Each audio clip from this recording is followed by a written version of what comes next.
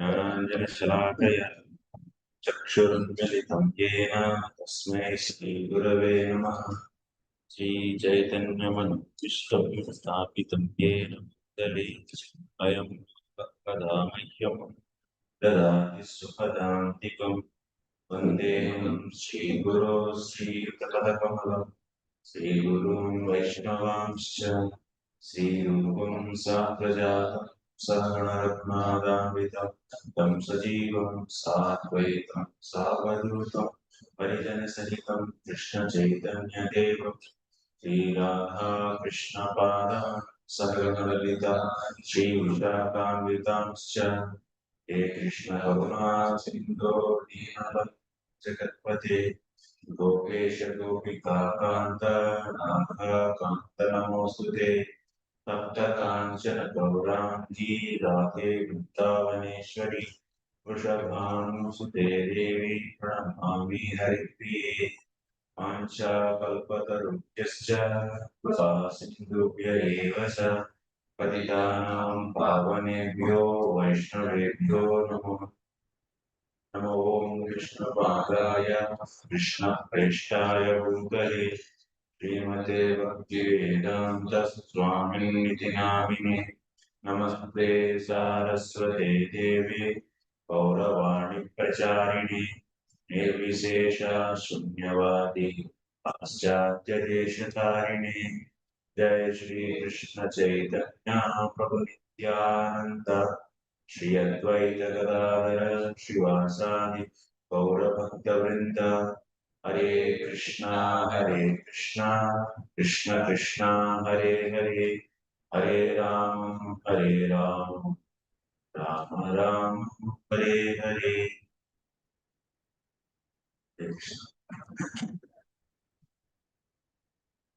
So welcome to all of you.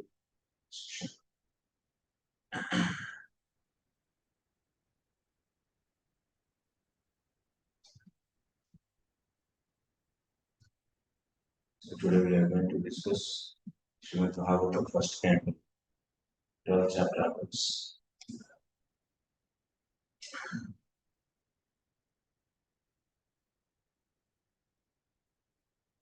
So we have the given task. So 4 chapters, 12, 13, 14. So these 4 chapters as a complete.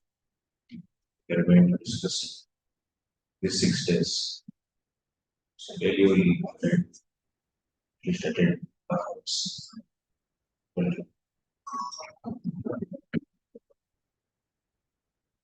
try to, so many points are there to discuss the purpose.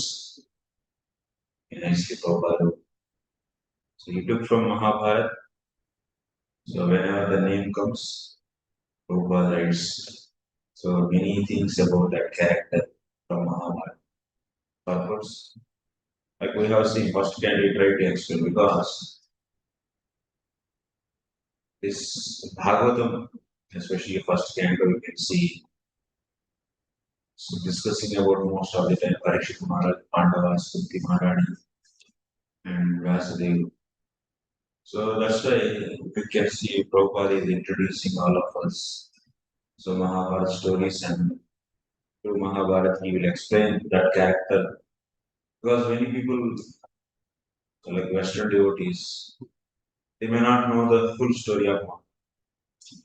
But we people automatically know Mahabharata from my childhood.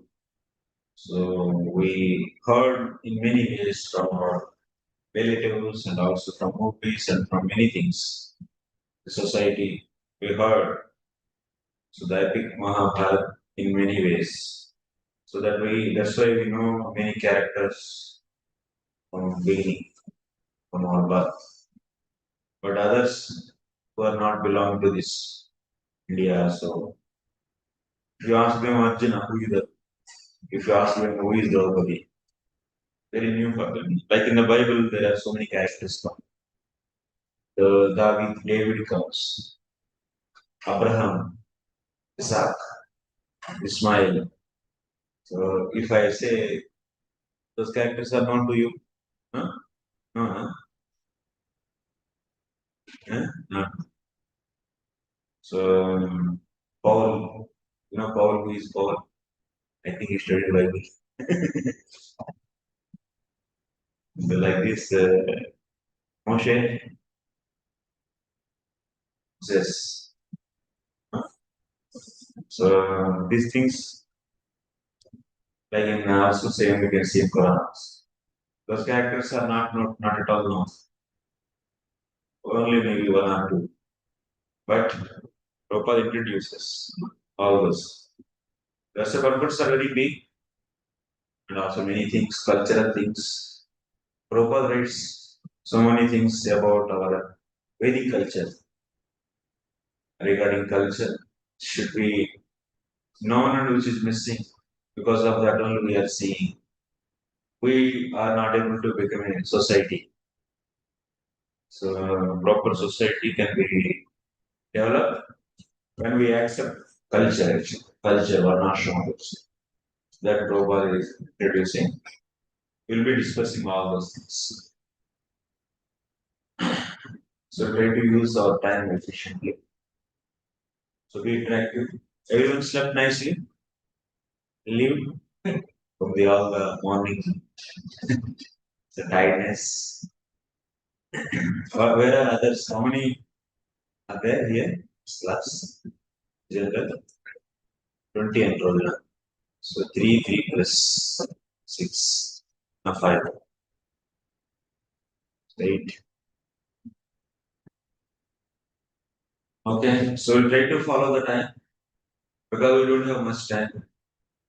We have only 2.5 hours every day. So that's why we'll come on time and we'll leave on time. Otherwise, it's difficult. At least we try to come on time. We may not leave on time.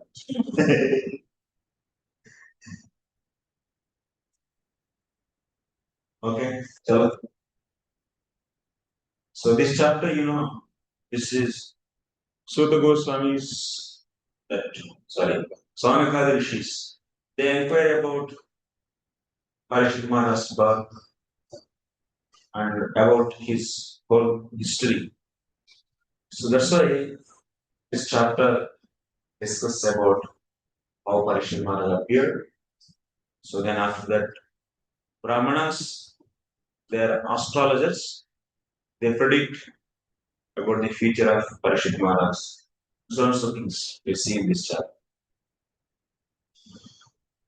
So previously we have seen God went back after battle action to Dwaraka, and how that Dwaraka was glorified, that things we have discussed. So we all know Mother Uttara is carrying Parīkṣit Maharaj. Parīkṣit Maharaj now about to take birth actually. So that birth incident we are going to discuss.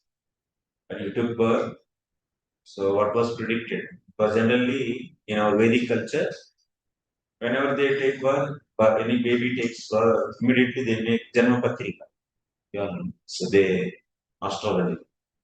So astrologers they write Janma Patrika means time and so on so things. What is his future?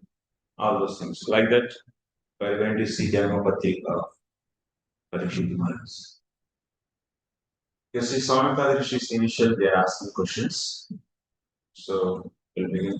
Sri Saunaka Uvacha Aswatthamno Pasustena Brahma Shishno Tejasa Uttaraya Mato Garbha Ishena Jivita Punaha Ishena Jivita Punaha. Yes, someone read translation. The says Shanika said, the Brahma mother of Maharaj, was going by the dreadful and peaceful Brahma. The one did by us the house. But Maharaj Parīkṣit was saved by the Mic is not working.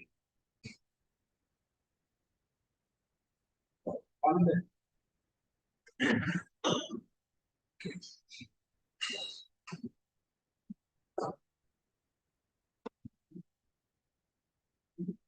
We have seen in previous chapters, in the 8th chapter, we have seen Lord protected Parīkṣit Maharaj from Brahmastra, which is released by Swatma. So then Swanaka is asking the womb of the mother of Parīkṣit, Maharaj Parīkṣit, was spoiled by dreadful and invincible Brahmastra released by Swatma. But Maharaj Parīkṣit was saved by the Supreme Lord. अच्छा, yes. उसमें अश्वत्थामा ने जब उनके द्रौपदी के 5 पुत्रों को मारा था, फिर उससे उसके फिर भगवान ने पनिश किया, तो बड़े निकाले थे और दोबारा तो उसके बाद फिर से उसके बाद क्या किया? He is determined to Apandaviya. Means no Pandava should be there. This time he released 6 Brahmastras. 5 on 5 Pandavas, 1 on Parīkṣit. So that's why now Pandavas are not able to save Parīkṣit also, because so Brahmastra is hunting him also, them also. So Krishna saved from everything, inside and outside both he saved. He went inside of mother womb, Mother Uttara, in the womb of Mother Uttara, and also saved Parīkṣit, and outside he saved Pandavas. At the time when he was attacking Arjuna by the Brahmastra, at the same time he was attacking Krishna. Same, Brahmastra released that many. But description about the punishment of some words are given in the Vishnu Bhagavatam, but later it comes the attack. In 7th chapter, you are saying. Yes. 7th chapter, that is for killing of Pandavas. In 8th chapter, he is trying to kill once again. He is releasing Brahmastra again.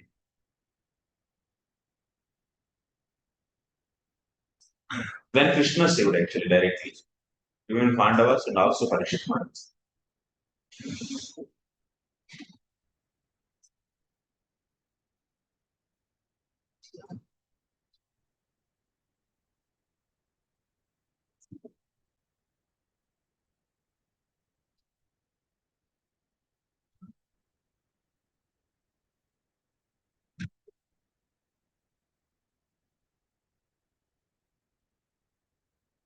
So in this chapter we are going to discuss Janmotsav. Krutva Janmotsavam Raja Pautrasya Sri Parīkṣitah Dvadase Bhavi Tadvrtam Vipraihi Uttam Upashunod Naivas Shrutacharo Bhakto Rajava Tava Idusha Krishnam Darshayo Garbho Yascha Kalam Dandayatra. So in this chapter we are going to discuss birth of Maharaj Parīkṣit, Janmotsavam, and also we are going to discuss Vipras, Brahmanas. They are foretelling about Parīkṣit Maharaj's glories, so based upon astrology. That we are going to discuss. So the little background in previous chapters, Draunyastrakshepa Garbha Raksha Kunti Stava Bhishma Niryana Bhagavat Yatra Dvaraka Pravesha Pattamahishi Ramanadi Katha Madhuryeshu Tat Prasangotiteshu Machantam Sutam Tadeva Parīkṣit Janma Susrusha Swanagaha Punar Visheshana Pachati. So in previous chapters what we discussed, Draunyastrakshepa Karparaksha. In the 8th chapter of first canto we have seen Ashwatthama released Brahmastra to kill Parīkṣit Maharaj, and also he released kill all the Pandavas.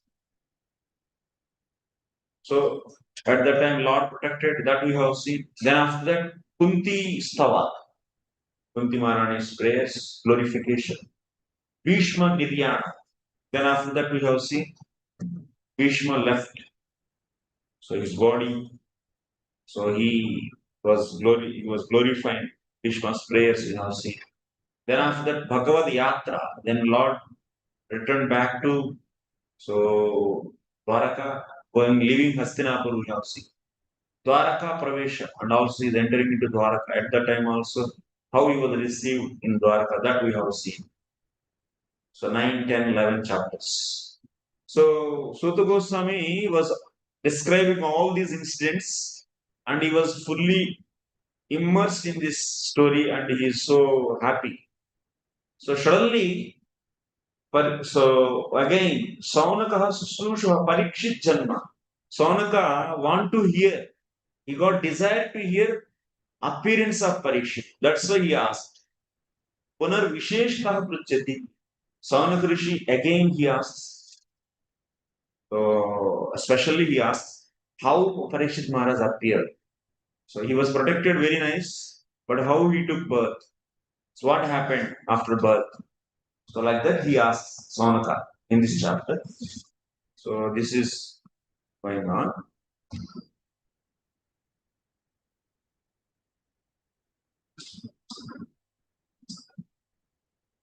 Purport will read purport. The sages assembled in the forest of Naimisharanya inquired from Suta Goswami about the birth of Maharaj Parīkṣit. But in the course of the narration, other topics like the release of Brahmastra by son of Drona, his punishment by Arjuna, so Kunti Devi's prayers, the Pandavas' visit to the place where Bhishma Dev was lying, his prayers, and thereafter the Lord's departure for Dwaraka were discussed. His arrival at Dwaraka and residing with 16,000 queens, it is your narrative. The sages were absorbed in hearing such a descriptions, but now they wanted to turn to the original topic, and thus the inquiry was made by Saunakrishi. So the subject of the release of Brahmastra weapon by Aswathama is renewed.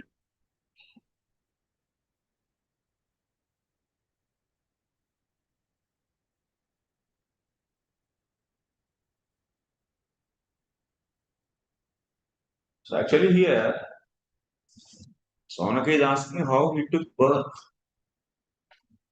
Okay, that he is inquiring. Because in the first canto, 4th chapter, we have seen Saunaka was asking. In the 3rd chapter, we have seen.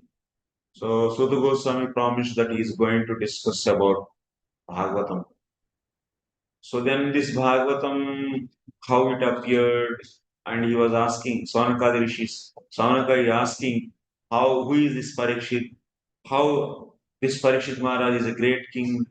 So how he took, how he got the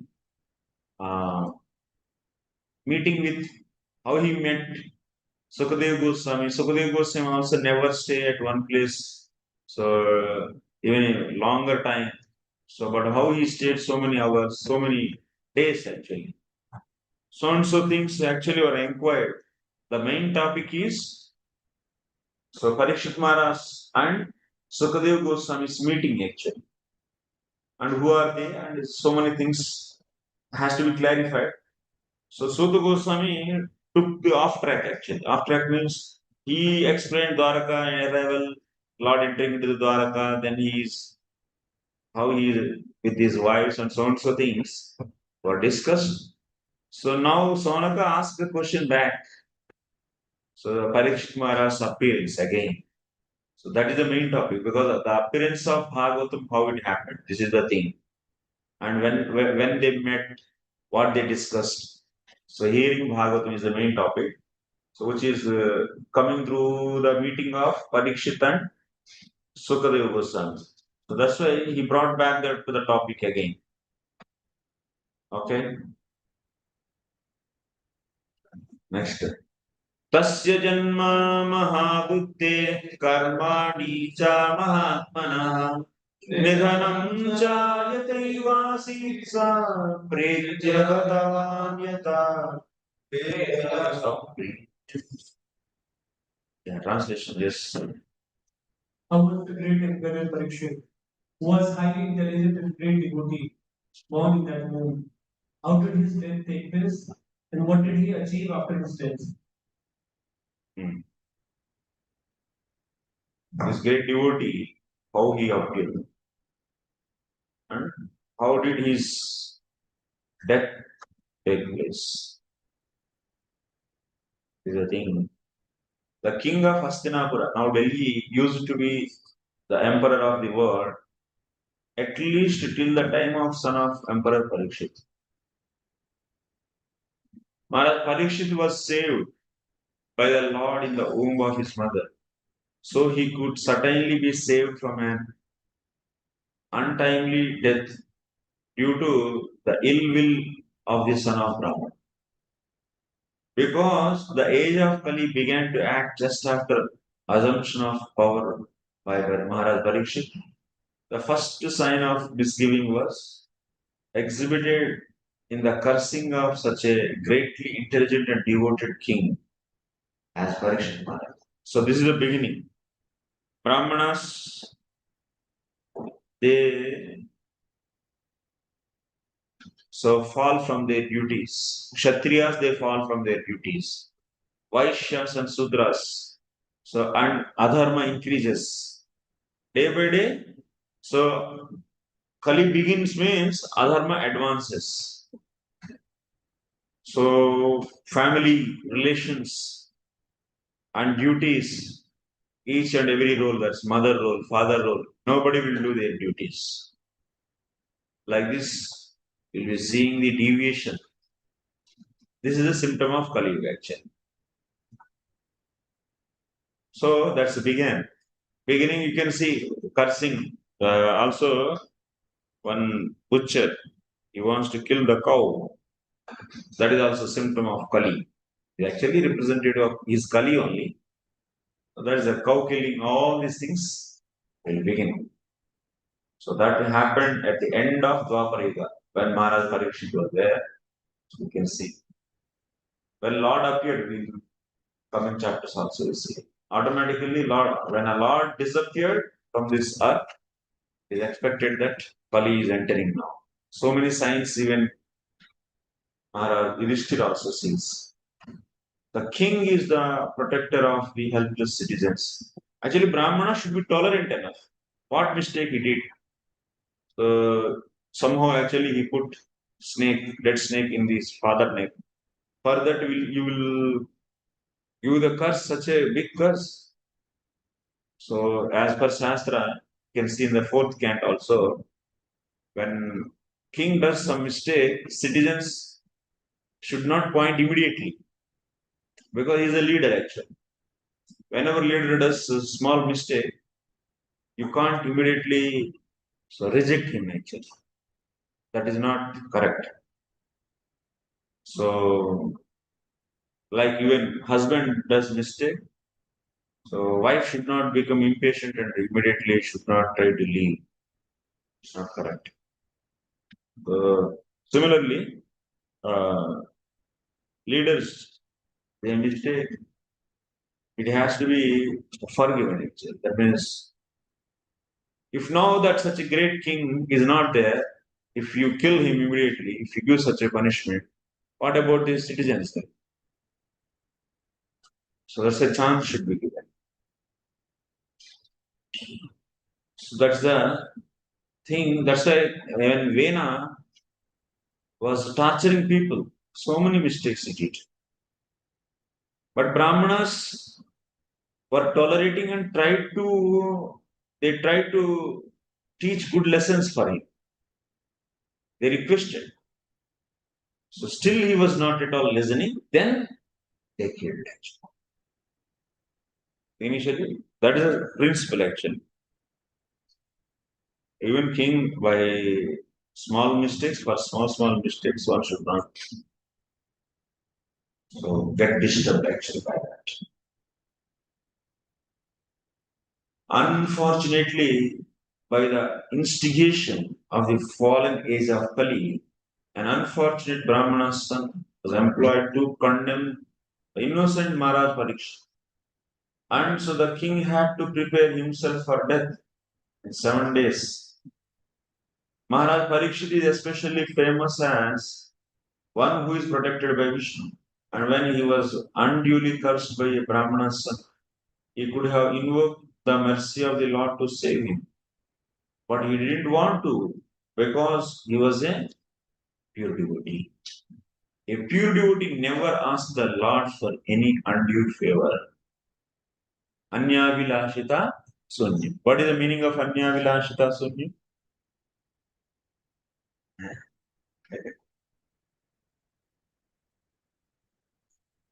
Second. Yeah, that's questions. No any material desire except to please the Lord.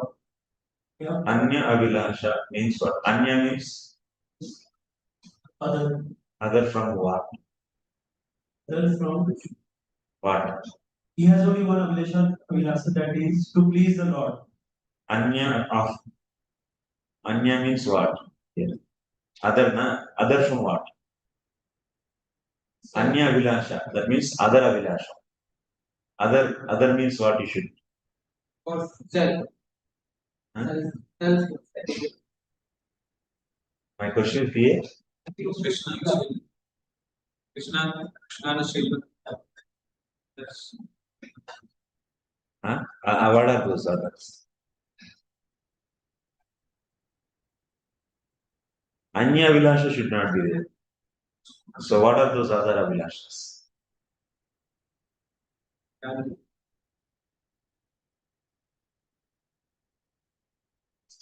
Bhakti and Bhakti, yes. Anya Avilasha. So that means other than pleasing Krishna. So those Avilashas should not be there. What are those? Bhakti and Mukti. So Bhakti means material gratification. That's the gratification. Mukti means liberation. Yeah, indirectly it's a jnana and karma. But not exactly. Indirectly. That means karma gives bhukti. Jnana gives bhukti. Yeah. So Anya Abhilasha. Anya Abhilashita Sunyam means Vaita is there. Huh? Who is there? Ta is? Huh? From inclination. Proclivity. Avilashita.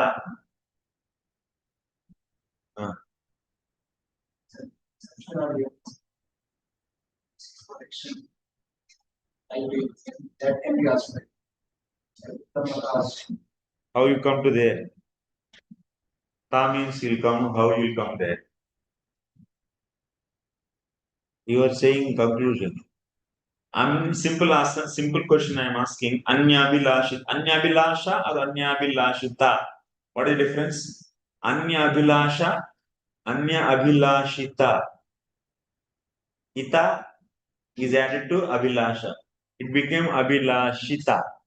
So Abhilasha and Abhilashita, what is the difference? Last.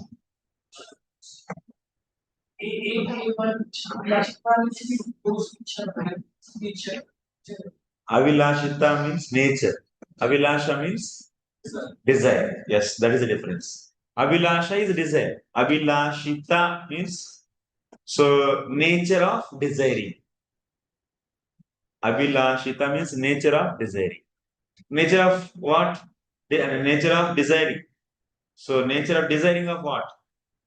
Anya.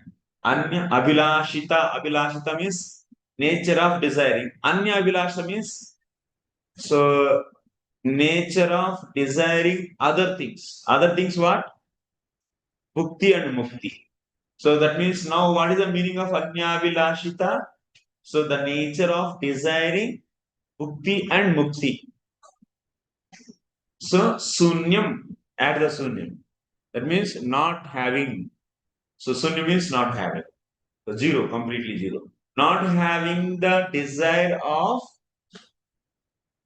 what? Not having the desire, not having the nature of desiring Bhukti and Mukti. This is the meaning of Anyabhilashita Sunya. So, but from this, what you can implied meaning is there in this. What is that implied meaning? So here Rupa Goswami is writing Anyabhilashita Sunyam. He is not writing Anyabhilasha Sunyam. Why? Why he is writing Anyabhilashita Sunyam instead of Anyabhilasha Sunyam? That means instead of saying, so not having desires of Bhukti and Mukti. Instead of saying like that, why he is writing not having the nature of desiring other things. What are those Bhukti and Mukti? Why he is doing like that? Usually devotees don't have any other desire. Nature to gratify senses, but sometimes, just like in the case of Zara, when Sushama attacked her, the Brahmacharis, she asked for the help from the Lord. So, although general tendency is that devotee don't ask any help, don't ask any material thing from the Lord, but sometimes if it is needed, they ask God to save their life. They don't have nature, but sometimes it may happen that they ask them. They ask God. So here, yeah. So Rupa Goswami, so he's putting condition for pure devotion. What is that condition? That means the performer, the pure devotee, should not have the nature of desiring Bhukti and Mukti. So that means naturally, his nature should be what? So he should not have what kind of nature? Desiring Bhukti and Mukti. Such a nature he should not have. So that means naturally his nature is not desired. So, but maybe in emergency situation, such a life-threatening situation, so he may desire some protection. But his nature is not desiring Bhukti and Bhukti. But in life-threatening stage, he may ask. So that's why in that condition, if we give Anyavilasha Sunyam, then what will happen? If for suppose there is a pure devotee, his nature is not desiring Bhukti and Mukti. He has such a nature. So that means, so he doesn't have any nature of desiring, otherwise you can say in a reverse way, he doesn't have any nature of desiring Bhukti and Mukti. So naturally that means he never asked. But suddenly some life threat came, all of sudden. So like some truck is coming on top of him and suddenly he asked, oh, save me, Krishna. So then what will happen? This save me means save his body. He is desiring. So material thing this is. So then what will happen? So even this pure devotee in that emergency, in such a crucial and such a difficult, so sudden, it should be sudden. He didn't plan. So it's not the planned way of asking things. So he didn't ask in a planned way, I want this, you please protect me, like that he didn't ask. So his sudden situation came and that's why he asked. So if you keep in that definition Anyabhilasha Sunya, then in that time this pure devotee also will not be a pure devotee as per definition. So that's why. So Rupa Goswami gave Anyabhilashita Sunya, not Anyabhilasha Sunya. So that means this pure devotee in the life threatening time, sudden time, that's a sudden akasmika. So he asked. one can ask actually, that can happen. But not in a planned way. Anyway, I will be having nice job and then I can do nice service, I can chant. This is this is a planned thing actually. This kind of desires are not allowed, and those will not be pure devotion. So sometimes devotees ask to the Lord, please purify my heart, the purification of the heart, so that I can chant nicely and I serve you nicely. So asking Lord for the purification of heart, is this allowed? This considered pure bhakti or there's some change of desires? So you can see uh,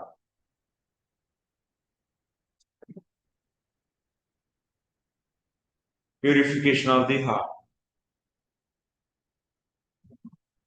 Generally,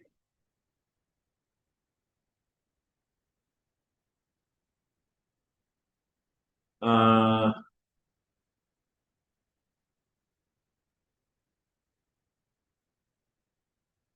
in general, they may, because pure devotee means those who have 6 limbs of Sharanagati. One is that Karpanyam. They will express, I am impure and I am fallen. And like that, they pray in the prayers just to express their humility, dinata, meekness. They say like that.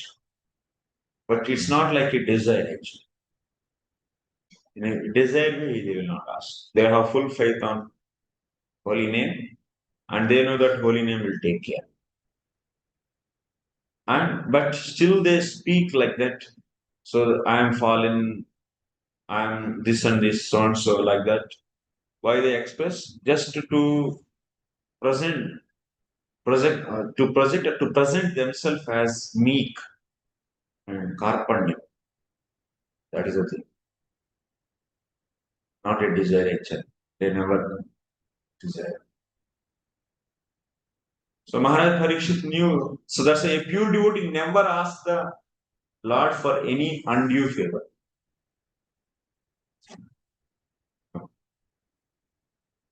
Maharaj Parīkṣit knew that the curse of the Brahmana's son upon him was unjustified.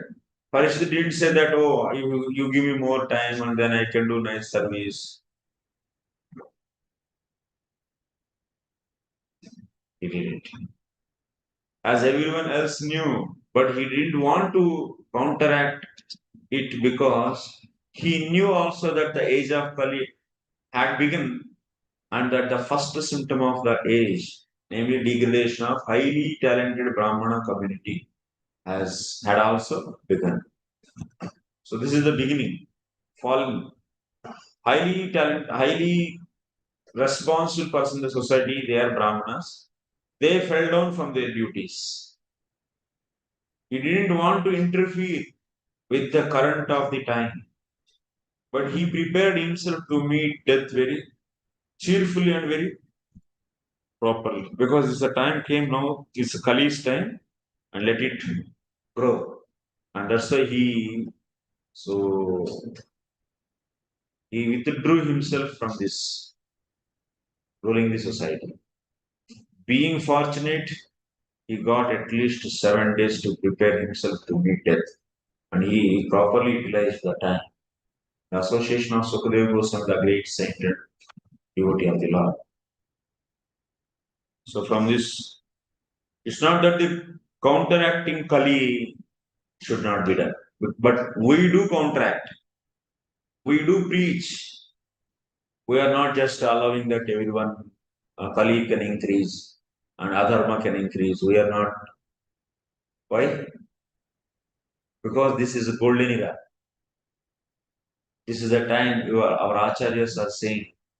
This is the time. This is the when Mahaprabhu appeared. So golden era, golden avatar. So 10,000 years. There is extreme. That means propagation of holy names. Because of this, we do preach actually. We try to counteract. तदिदं श्रोतुमिच्छामो कदितुं यदि मन्यसे ब्रूहि नः श्रद्धदानानां यस्य ज्ञानं मदाच्युतः यस्य ज्ञानं मदाच्युतः. Third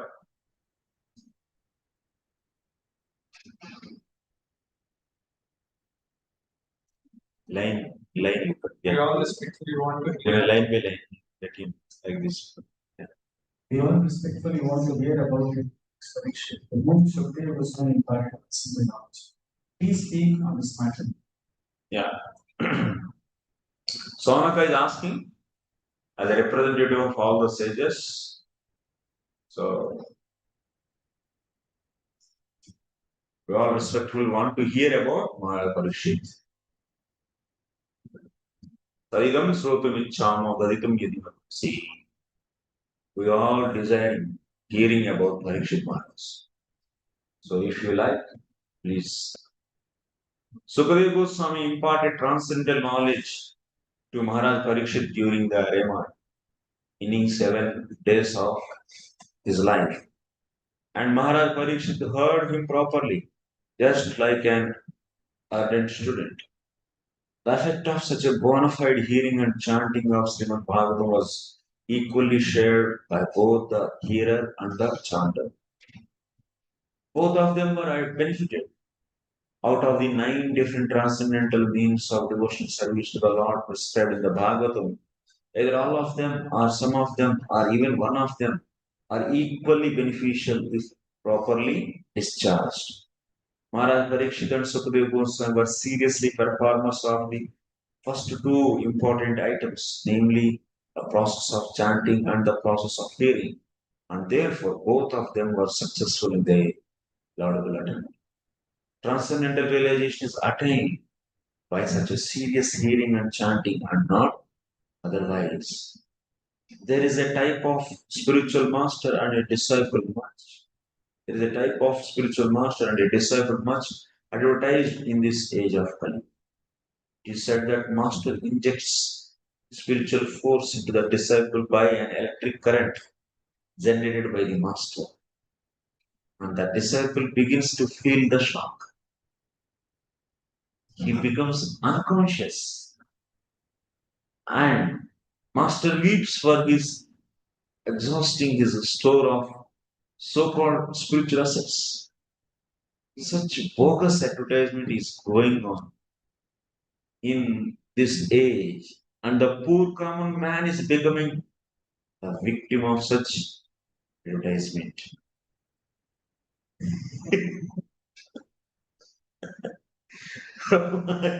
Joking.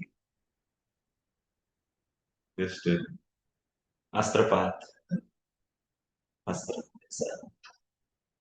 हाथ को रख दिया शाक लगेगी. Immediately he will become fully now enlightened disciple. Like that. Actually, yes, definitely spiritual master sadhu, they give their mercy. It's inconceivable energy, definitely, no doubt. It's not. So we are not sharing screen.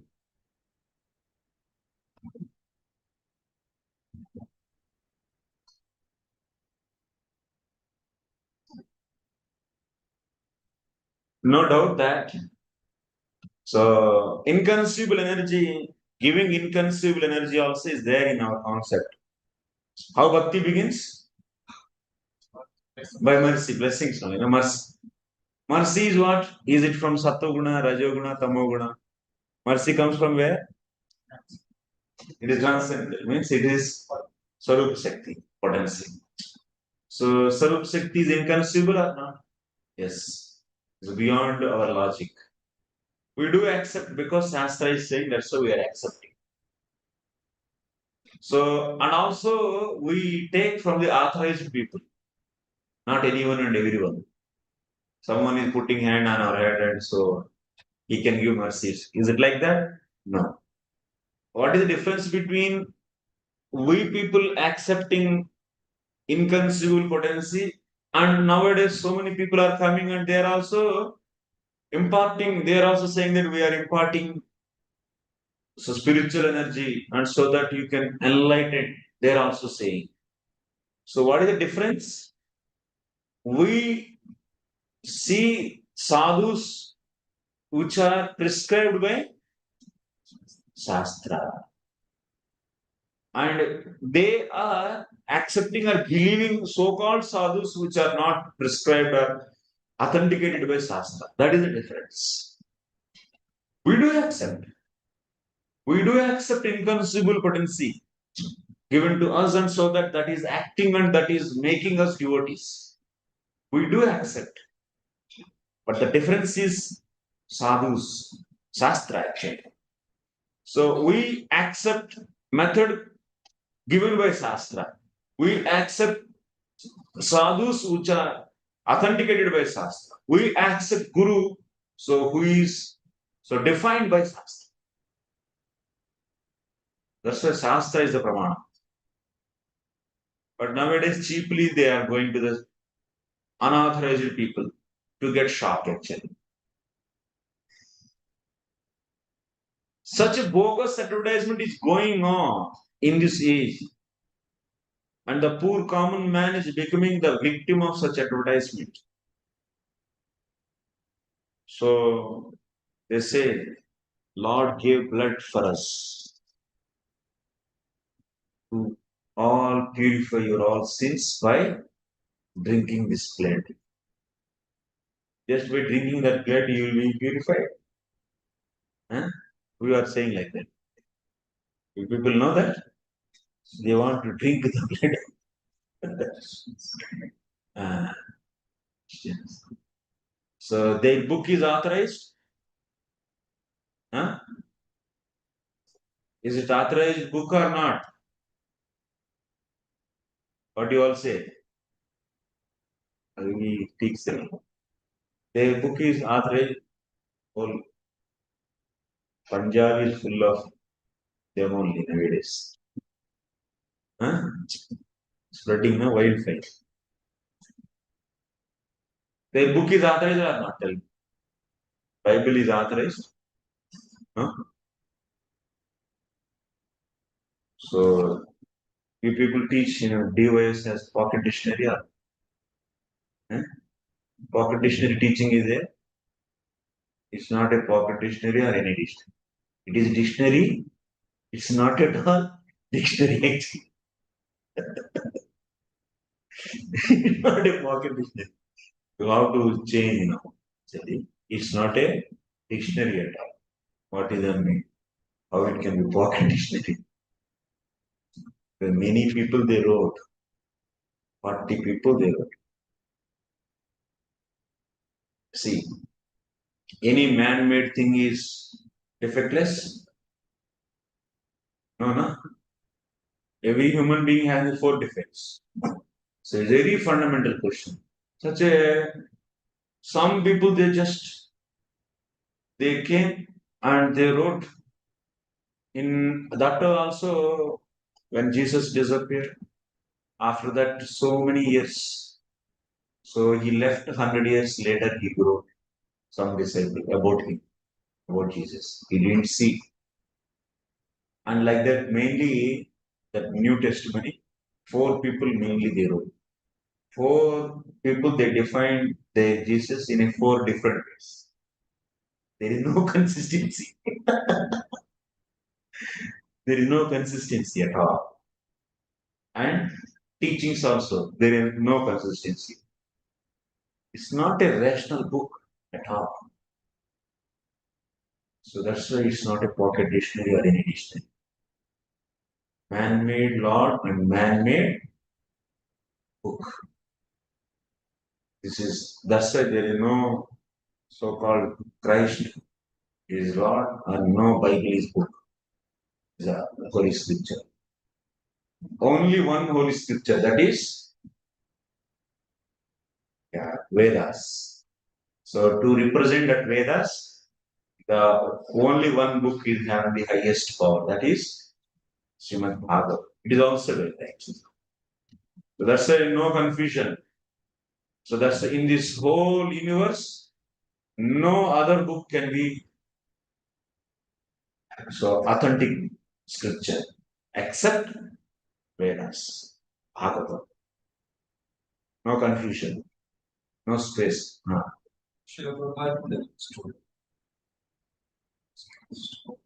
Only that time pass. Yes, sir. Aggression को बढ़ाना नहीं देनी. Clearly knows actually. Bhakti Thakur clearly told. No rational man accept this book. No rational man accept this book. If you have rational thinking, if you study that, you'll become mad actually. Same, worse than that is next one. Quran is also nobody can accept that. So major religions, actually they are religions. 180 countries, 120 countries are Christians and 50 countries are majorly Muslims. And completely man-made God with man-made books. And there is a lot of scope for preaching actually. Completely, if you have little intelligence, use it and break their logic through their books only. Completely irrational books. So that's a bogus ideology. Who is he? Someone dead and his blood is going to purify me. What is this? Another madness is these books are authorized by Bhavishya Purana. No Purana actually. No Purana said this. These are all wrong things. People, even devotees, they are accepting those books prescribed by our Vedas and our Puranas. Bhavishya Purana is a tampered book. If you want to make your authorized, you can add something in Bhavishya Purana and say that. You can also become God. You can write one sloka there. Write your name, your father's and your parents' name, and you can promote yourself as future God like that. You can produce the same sloka in 5-10 different places. Bhavishya Purana is holding like that. Then automatically it will become. So that's why such a books except Srimad Bhagavatam, because that is given by commentary by our Pramanik Acharyas. So other Puranas are you can't depend on it. So much tampering is there. So such a tampered books is a forcibly they are making you to accept those religions. They are giving space in your heart, but actually they are all irreligions. Completely. Only one religion, that is so Sanatana Dharma, VARNASRAMA, is only the religion actually. And who understood Sanatana Dharma? So Vaishnavas. So Vaishnavas, they understood Sanatana Dharma. In that Vaishnavas, whose philosophy is complete? Achintya Vedami. This is. So you people are the really knowers of real Dharma Sanatana. And don't give any space for other religions. No, they are all not at all religions. They are all simply cult. So someone wants to promote enjoying women, so he wrote a book. And that became spiritual. Actually, these books, why they are produced, the major reason? To prepare people to achieve their goals. Said that Holy Lord is speaking with me, so let us go, all of us, and attack on Egyptians. Moses, what he did? So he took all Israelis, so to encroach Palestine and Egypt actually. To encroach Egypt So she said that Lord is speaking me and you people should come. And Lord spoke with me 10 commandments and you follow. All this is completely so to encroach someone's land to prepare people. These scriptures are invented actually. They are not at all holy scriptures. The secular ideas, if you have, no secular ideas. You should be tactical, okay, no problem.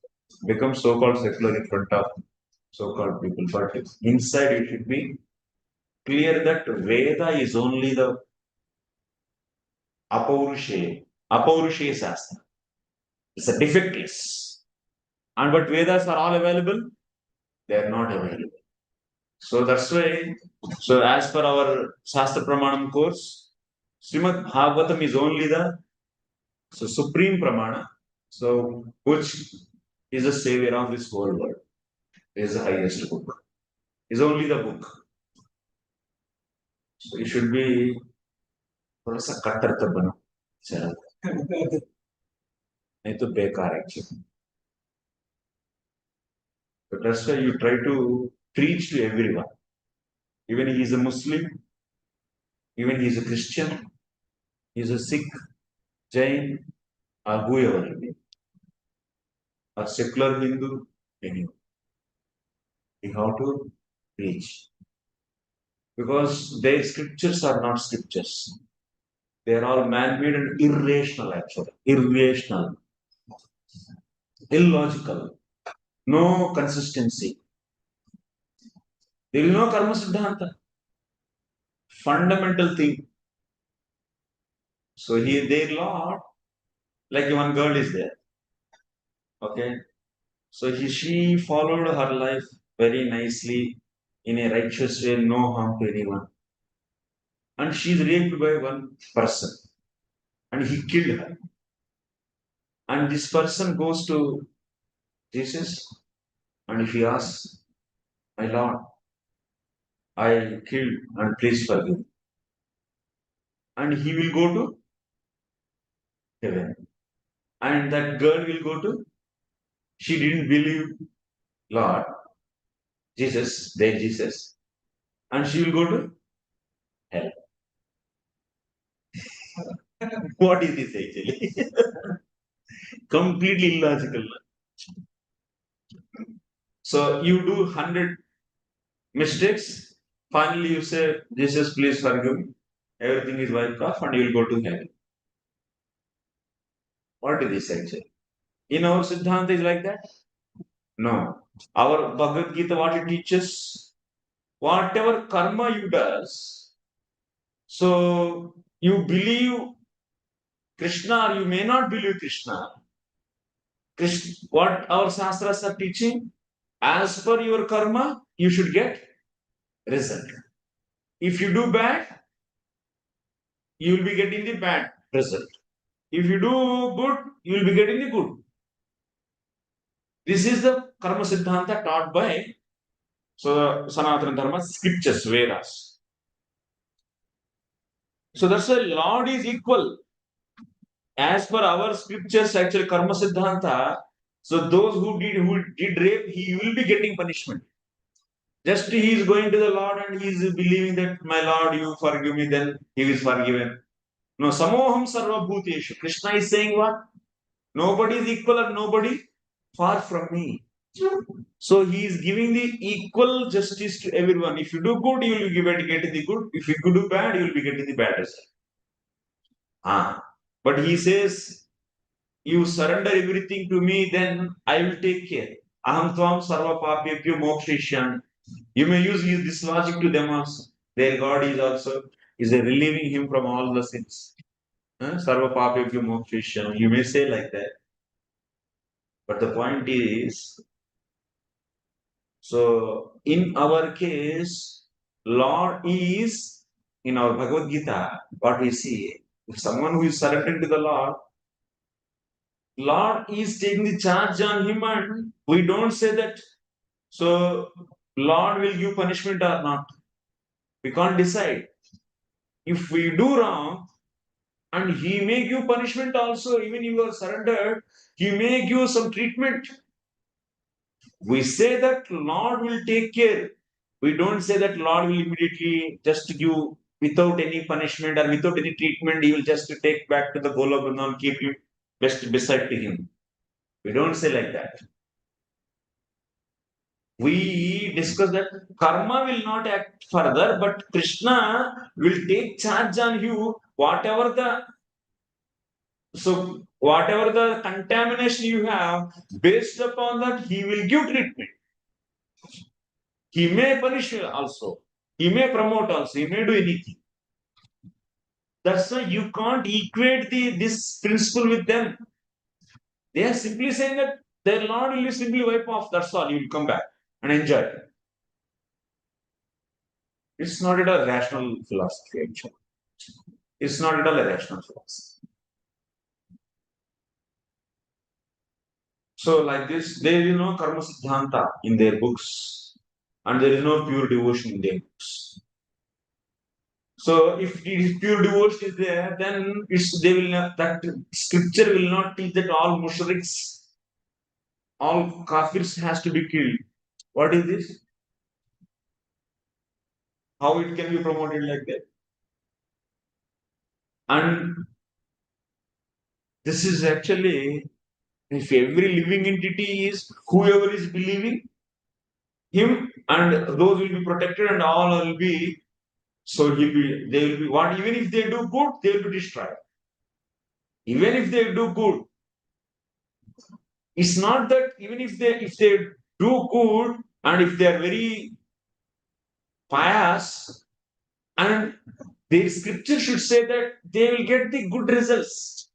But it is not saying, since he is not believing they God, and even if they do good, they will be sent to the hell.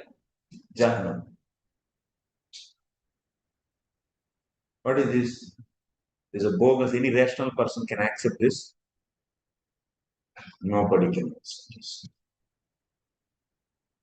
So Prabhupada is saying such a bogus religions and bogus gurus are just keep on. Such a bogus advertisement is going on in this age. This is completely bogus. 170, 180 countries, all bogus religion they are following. So come out from your cocoon and see the world. Irrational actually. You can preach so many Christians also easily. Do little hard work of trying to understand their book, illogical book, and show their illogicalness. That's the proper rating in this purpose. And the poor common man is becoming the victim of such advertisement. We don't find such a folks tales in the dealings of Sukadeva Goswami and his great disciple Maharaj Parīkṣit. All the folk tales.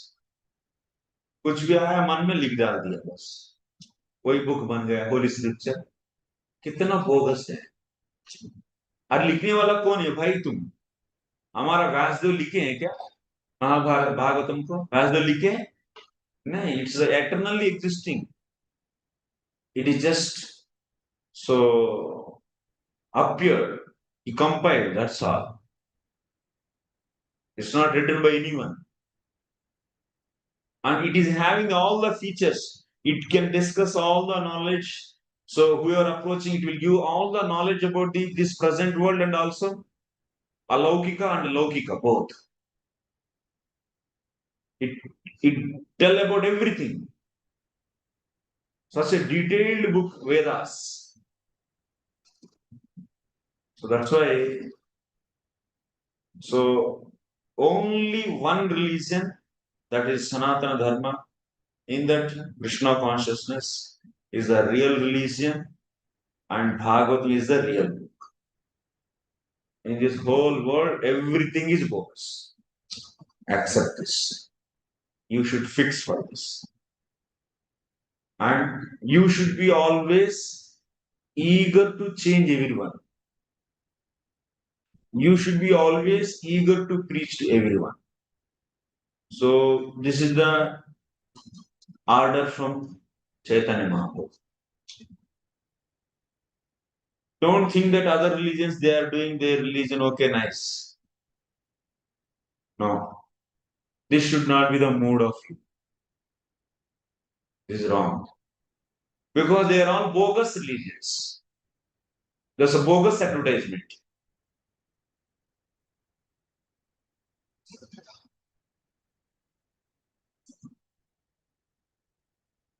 So the sage recited Srimad Bhagavatam in devotion, and the great king heard him properly.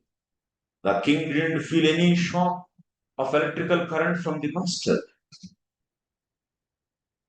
nor did he become unconscious while receiving knowledge from the master.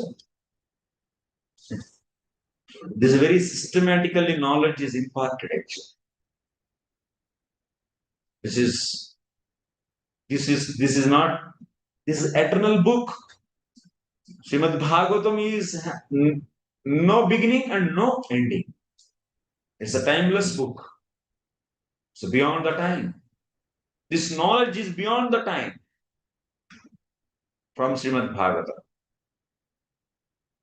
So that is recited by Sukadeva Goswami to Parīkṣit.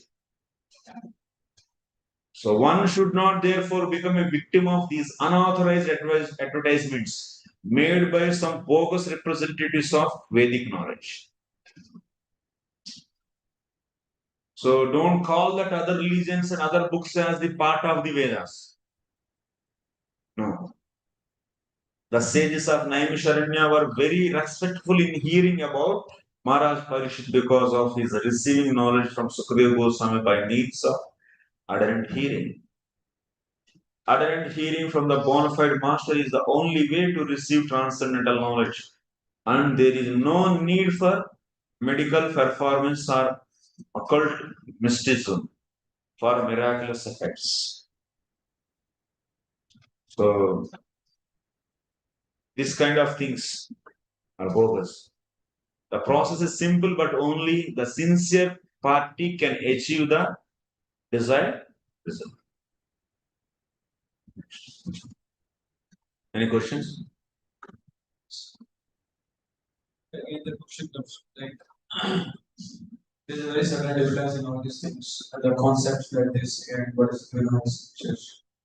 Krishna says the Mokshi Shani Master, and then clear all the sins, Brahma, Sarvata. So it seems to be a similar concept. It doesn't say that I will drink you, so you surrender to it.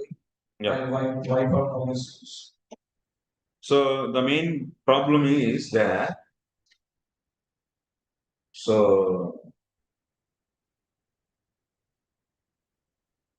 there Krishna Masucha, don't worry, he says. Assurance is there. Definitely.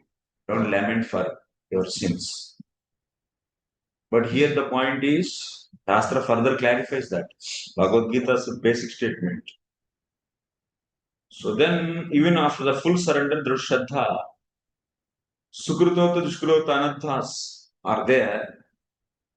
Based upon that, so we have seen pure devotees also suffering.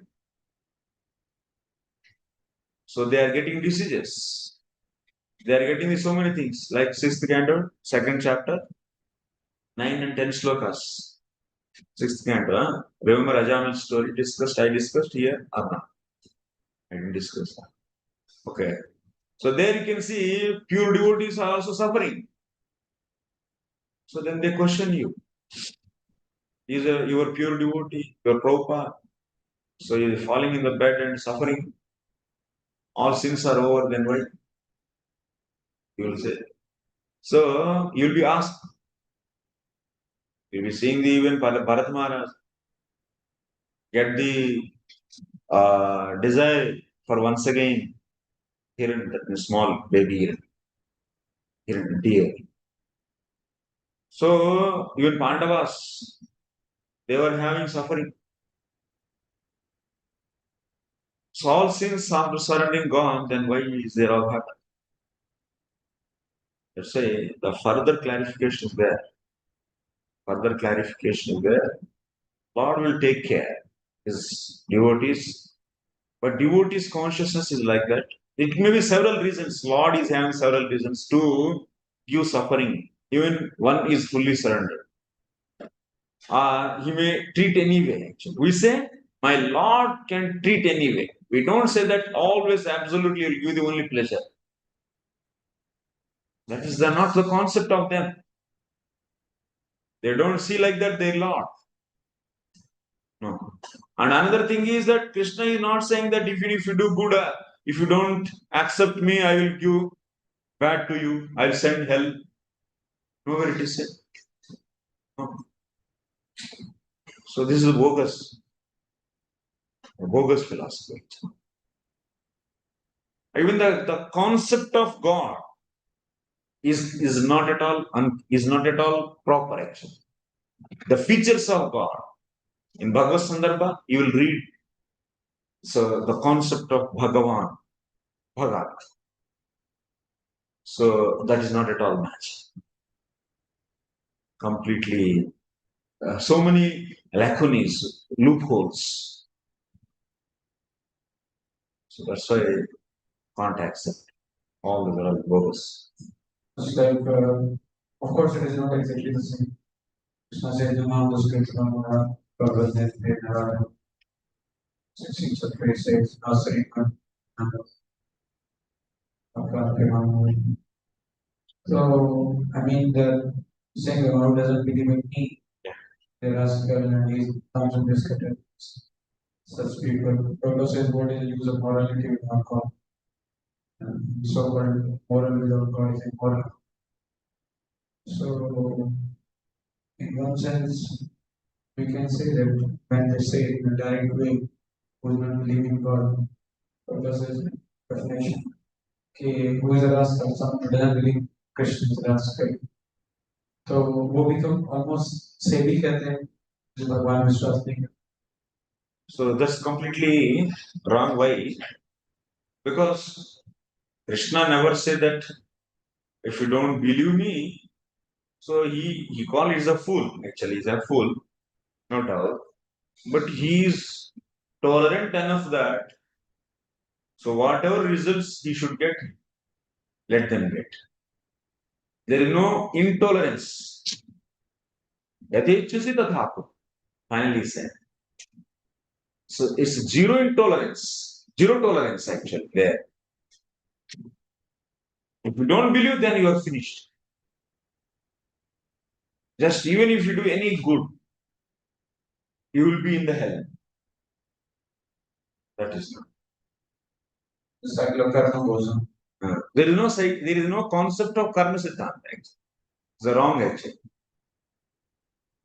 And then Prabhupada multiple times says that our Christianity says Christ he says. That's a tactful. But never we find a sentence against. Now the time to use actually. Time came. Society is now out of hands. We can't follow same strategy. Should wake up. So widely it is spreading irreligion. If you tolerate, disease will come to house. Prabhupada rejected actually his disciple. You know, Kirtans. Prabhupada said actually all the religions, everyone is fine. In 1965 he went. He started movement. He started preaching. So because of his health is not good, so he went back. So initially he said all the religion because that is the way. You went the new place and you can't condemn the so-called religion because they have some sentiments. So but you said in a tactful way, this is the best, but that is also okay, but this is the best. Then what Kirtana Maharaj did in temple? So whoever want, they can practice their God prayers. So they can pray to Jesus, they can pray to Allah, they can pray to Krishna because everything is same. Then Prabhupada went back in 1960s again and saw what is this nonsense? Hey, what is this nonsense? He immediately chastised him and stop this nonsense. Krishna is only the God. This will not allowed actually. They want to start International Society for God Consciousness. No God consciousness. It is Krishna consciousness. केवल मुझे question में आता है कि Prabhupada ji campus में मायावादी को contain करते हैं लेकिन ये मुस्लिम्स हैं ये तो फायर है ना, तो डेंजर है एक्चुअली. हाँ तो उनके बारे में ऐसे चलो क्वेश्चन पूछते हैं तो फिर कहते हैं सारे रिलीजन्स पॉकेट ऐसा मत बोलो. अभी आप कट्टर बनो. इससे क्या हो रहा है ना, मेजर डैमेज ये हो रहा है कि सो टॉलरेंस रहने से वो चढ़ के बैठ रहे हैं एक्चुअली. तो एक एक व्यक्ति आपका बगल में है, वो जीरो टॉलरेंट है आपकी तरफ, लेकिन आप टॉलरेंट हो गए तो क्या होता है, खत्म कर देंगे. आप उनका शत्रु भी है. आप पुरानों के बारे में बता रहे थे कि पुराना में बाकी पुराना में भी टेम्परिंग हो बहुत बहुत. कई सारे रेफरेंसेस को प्रॉब्लम उसमें जो मध्वाचार्य पूर्वाचार्य रेफर की उतना ही लेना, नहीं तो नहीं लेना. अभी को नया से कुछ भी नहीं लेना. यदि जीव गोस्वामी किसी भविष्य पुराण का लेकर ऐसा बोले रिलीजियंस के बारे में तब ले सकते, नहीं तो नहीं.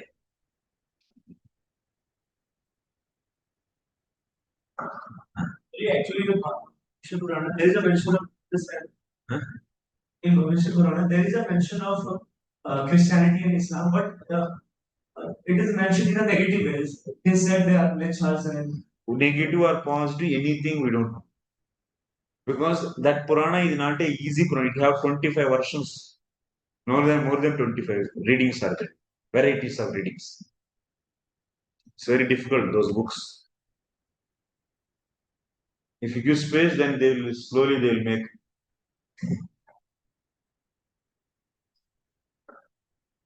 तो जैसे यहाँ पढ़ रहे थे क्लास में, तो बता रहे थे stages of manuscript were very respectful in hearing about Maharaj Parīkṣit because of his receiving knowledge from Sukadeva Goswami by means of ardent hearing. Ardent hearing from bona fide spiritual master is the only way to receive better knowledge, and there is no need for medical proof. Prabhupada जैसे हम mention कर रहे थे respectful in hearing, ये point पूछते हैं कि जैसे हम लोग रीडिंग करते हैं तो रीडिंग क्या है, हम बोल के करें ताकि हम सुन सके. अध्ययन कर रहे हैं प्रभुपाद जी की बुक्स को हम रीडिंग कर रहे हैं, लेकिन प्रभुपाद जी का ज्यादातर ऐसे पर्पस जब हम पढ़ते हैं तो hearing from pure devotee, hearing from spiritual master, hearing from acharya, यही वर्ड्स होते हैं. ऐसे कोई रीडिंग क्या करते हैं? अच्छा, रीडिंग एंड हियरिंग सेम है. और एक और इसमें कि रिस्पेक्टफुल वे क्या है मतलब. Yeah. So reading and hearing half is true actually. Reading is half hearing, but not full. Because in reading, you are trying to understand yourself. And when you get questions, there is no person to get clarification. In hearing, it is not like that. So in hearing, what will happen? So you have a person who can, wherever you get doubt, to clarify, there is a person is there. So that is the full actually hearing. Reading is only half. So when you read, you will also understand as your own way. One more thing.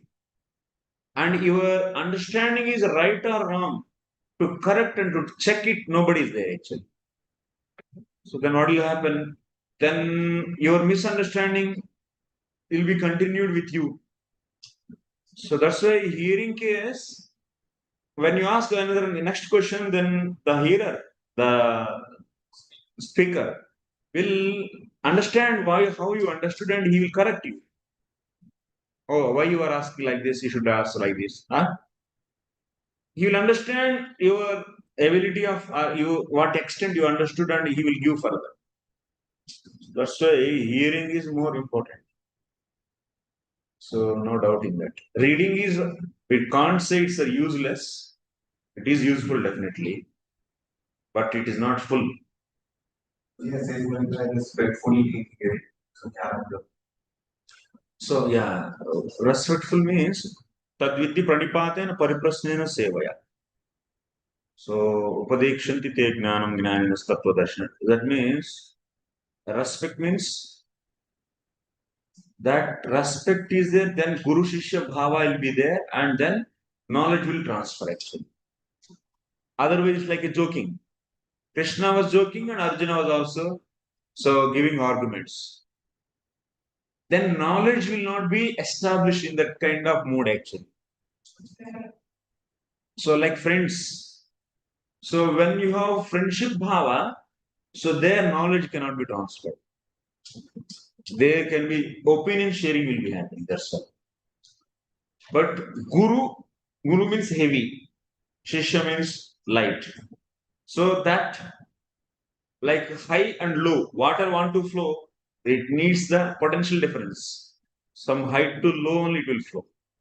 So respect is there means what? You are accepting someone is high and so yourself has low. Then that will allow to flow the knowledge. Otherwise, no. You keep your opinion with you and I'll keep my opinion with me. Like that it will be. In the equals. So respect is there means difference is there. High-low difference is there. High-low difference will help to flow the knowledge. तो जैसे morning में उधर class सुनते हैं, फिर भक्ति class सुनते हैं, तो हर वक्त मतलब ऐसा नहीं होता कि तो हर सिचुएशन में क्या हमें पूरा रिस्पेक्टफुल रहना है कि हमारे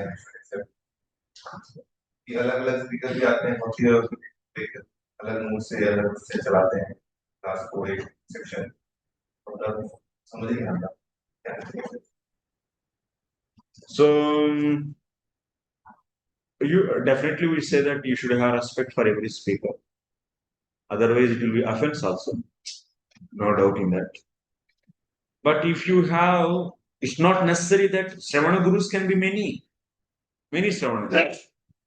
So you should have some etiquette of, even if you don't like some points of some speaker, respectfully you reject it and accept whatever is right. Like honeybee, it picks the honey from many flowers. Like that, being a student, you can so take the teachings from many teachers. So you can cross-check, verify, and so finally you can collect like that. But don't disrespect anyone. That will damage the birth. You can respectfully, you can reject some things which are not properly presented by someone. No problem. That can happen because we are all practitioners. So, may happen. It's not that I am saying everything is perfect. Maybe something is maybe wrong. Okay, let's go. Sutavacha. Api Palak Dharmaraja Pitruvadranjayan Praja Nisruha Satya Krishna Padam Sevaya Krishna Padam Sevaya. Yes. Sri Suta Goswami said, Emperor Yudhishthira administered generously to everyone during his reign. He was exactly like his father. He had no personal ambition and was free from all sort of sense gratification because of his continuous service unto the lotus feet of Sri Krishna. Yes. So the Goswami, now he is telling about Yudhishthira Maharaj. Few slokas we first hear about Yudhishthira Maharaj. How he is responding for Parīkṣit birth also will be seen. That's why he initially discussed about Yudhishthira Maharaj. So the great emperor Yudhishthira Maharaj, Pitruvat Ranjayan, how he is administering his society, his country, his kingdom, Pitruvat, like father. Prabhupada is writing here.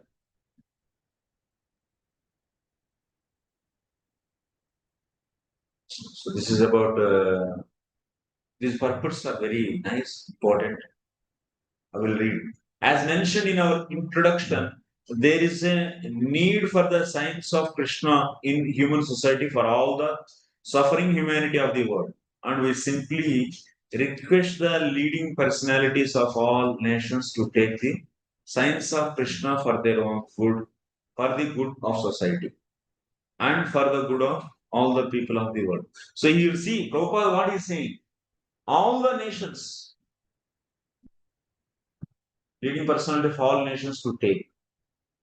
We simply request the leading personality of all nations to take the science of Krishna for their own God. So that's why Krishna consciousness for all the nations. You don't leave some nations. It's not that some nations who are following their so-called religion, they are now nice, perfect. They are also following Krishna consciousness. Don't take like that. You're understanding? They are not in Krishna consciousness.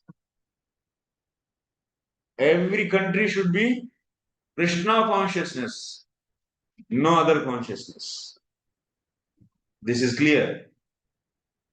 Prabhupada is clearly saying all nations to take the leading personalities of all nations to take the science of Krishna for their own good. So if anyone want to good, they should be Krishna conscious. That's all. If they become Jesus consciousness or this consciousness, that consciousness, never allowed. By that they will become good? No good. So for the good of society and for the good of all people of the world. That's why Mahaprabhu said that every town and village, so they will chant his names. This is very important actually. So it is confirmed herein by the example of Maharaj Yudhishthira, the personality of goodness. In India, the people hanker after Brahmarajya because the personality of Godhead was the ideal king and all other kings or emperors in India controlled the destiny of the world for the prosperity of every living being who took birth on the earth. So everyone want what? Ramarajya. Best. How Ramarajya? So only those who follow Krishna consciousness, so such a people only can give the best governance. No other. So that's why you be determined, be clear. Other ideologies should not be working. You should always know that how to attack an other ideologies. Otherwise, you are not a complete preacher. ऐसा मत सोचो कि मेरा जो जानता हूं तो मैं अच्छा से अपना बोलूंगा. ऐसा नहीं, आपको सामने वाले का डिफेक्ट्स भी जानना चाहिए. सामने वाले की फिलॉसफी का रॉन्ग भी जानना चाहिए, गलतियां भी जानना चाहिए. Otherwise, you will not be efficient preacher. Try to understand this. Prabhupada is attacking others, really others' ideologies or not? Yes. In the previous purport, this purport.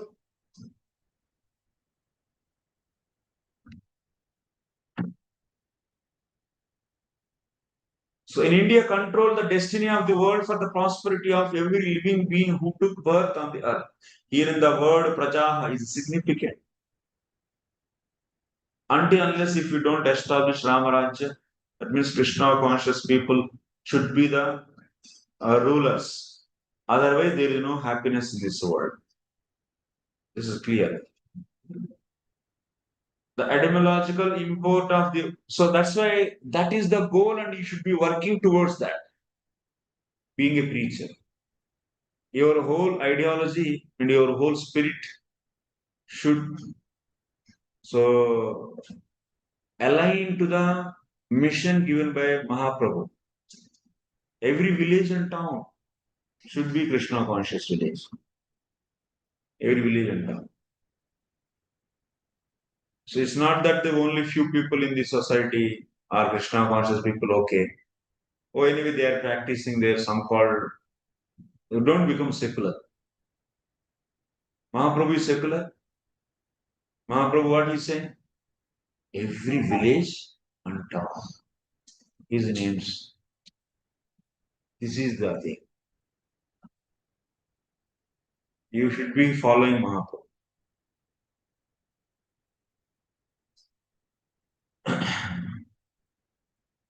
So in India, okay, the etymological import of the word is that which is born.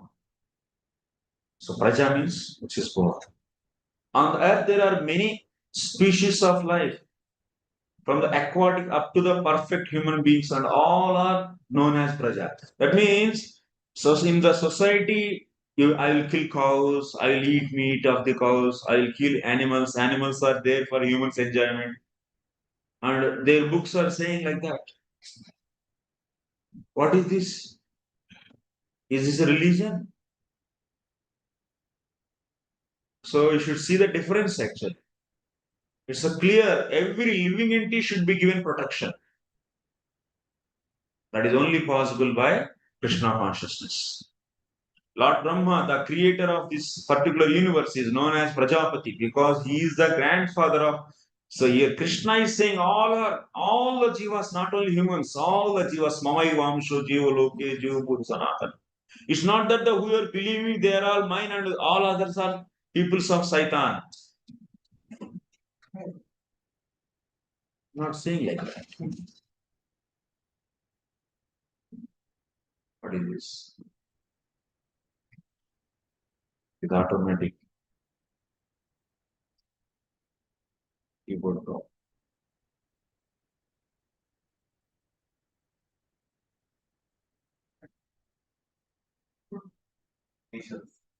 And medical.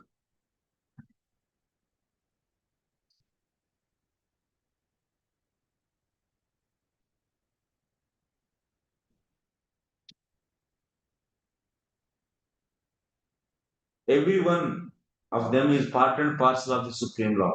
And the king, being the representative of the Supreme Lord, is duty bound to give proper protection to every one of them. So that's why high value system is there in Krishna consciousness. You should remember that diagram. So Krishna consciousness is not a rough ideology actually. It will not make people rough. So Krishna consciousness and Varnasrama Dharma, what is the connection? Yes. The purpose of the national is to make it. So how? What is the connection? Demarcation.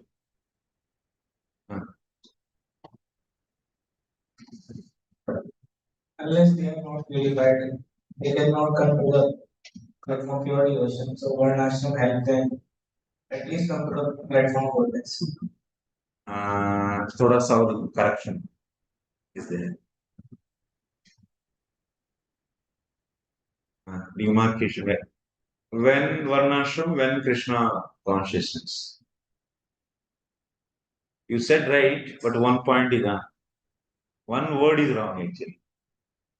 तो जैसे आप वो diagram बनाते हैं ना तो आप वो ऐसे दोनों जैसे वो ज्ञान वाला जाति पर तो उसमें जो ग्रिड सट्टा है ना उसके नीचे जो नीचे आलू में आप हाफ डिवाइड करते हैं उसमें देगा बैठा वो रहता कि हम उसमें एंटर कर सकें pure Yes. Until unless Dhrida Shraddha, and you shall purify. Not purify, Dhrida Shraddha you should say. Until unless one get qualified to do pure devotion, that means firm faith. Until unless one develop firm faith, they should follow Varnashrama. And after that also they follow Varnashrama to set an example. So that's why Varnashrama Dharma will keep people in the mode of goodness. and it helps you to enter into pure devotion, full Krishna conscious. So that's why value system for material arrangement we take from Varnashrama Dharma. But consciousness we prepare as per. So Krishna said, as a devotee of the Lord, we prepare our consciousness. So these two things are important. So my Krishna conscious devotee means, so then I don't respect my parents and I don't take care of my family. So I'm not concerned about the other living entities. They're all anyway, they're not body, they're soul, and pain is only for the body. They'll be like that? No, actually. So you should know what is the Jnani's consciousness, what is the devotee's consciousness, what is the Varnashrama consciousness. Krishna conscious person, externally, he will be following his duties, Varnashrama duties nicely to set an example to the society. Or otherwise, if he is not fully Krishna conscious, he will follow his duties to be in the mode of goodness. So last time also I said, so please try to take insight. So that's why Krishna conscious person is a more value giving person, a more elevated conscious person. So Krishna conscious person, and he is having the highest value system.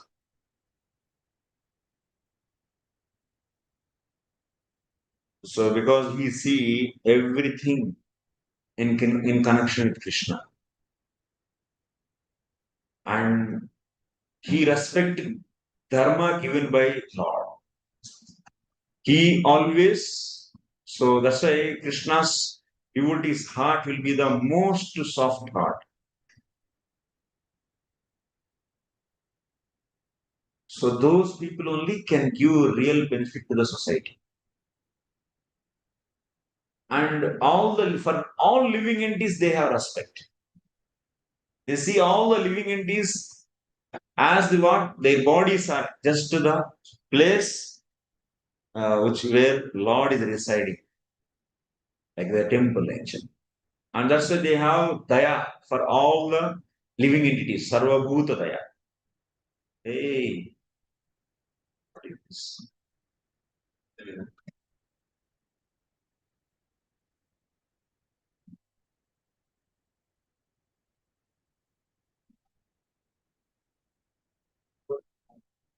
Keyboard खराब है।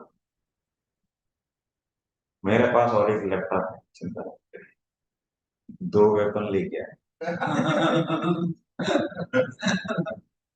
ये ऐसे करेगा तो नाटक, तो हम कल से इसको यूज नहीं करेंगे। इसमें एक एडवांटेज है, इसका स्पीकर अच्छा है, माइक अच्छा है। डोंट वरी, क्लास रुकेगा ऑनलाइन इसमें एडिट नहीं होगा। अच्छा, इसको एडिट इसीलिए होने थे, कर्सर इधर लग रहा है, कर्सर का आउट करें, नहीं हो सकता ऑनलाइन में। हाँ, इधर रख दिया कर्सर।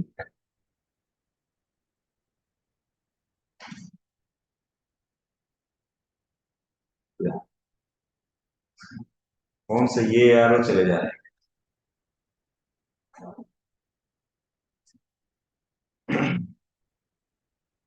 कीबोर्ड का समस्या है, देखते हैं। So by knowing the science of Krishna, one can become the most perfect man in the world. And that's why you see, this statement is also very, by knowing the science of Krishna, one can become the most perfect man in the world. So that's why man-made religions gave some so-called ideologies, and they can't make man perfect actually. Only Krishna consciousness can make perfect. And unless one has knowledge in this science, all qualifications and decorate diplomas, even so-called science, technology, education, useless actually. Diplomas acquired by academic education are spoiled and useless.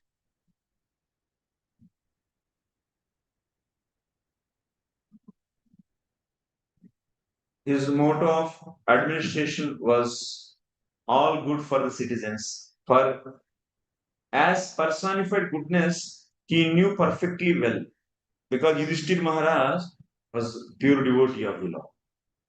So that's why he knows perfectly how to administer the society.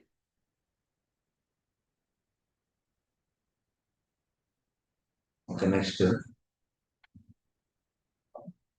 Maharaj Yudhishthir therefore was constantly engaged in the service of the Lord and thus part and parcels of the Lord, the living beings under his careful administration, were perfectly attained with all comforts in this life and all the progress in the next. So these kings actually, Yudhishthir Maharaj is pure devotee or not? He is pure devotee. But he is doing karma. That means he is doing ruling. Ruling means is a Kshatriya dharma, a Kshatriya karma. Doing karma, how it can be pure devotee? Huh? Yes. Actually, Huh. there are many examples given by Rajan. First is Parīkṣit Maharaj was doing just to set an example for those who are not of that consciousness. For example, people who are not pure devotee. But that he's doing that for setting an example, but he is not Krishna conscious na, at that time. Pure devotee can't be there. Externally, he acting like he's doing Varnasrama, but inside he's always thinking about Krishna. He's a pure devotee. How it is possible? एक समय पे हाँ एक ही कर सकते हैं. Very nice. Huh? Huh? There is one example. What is that?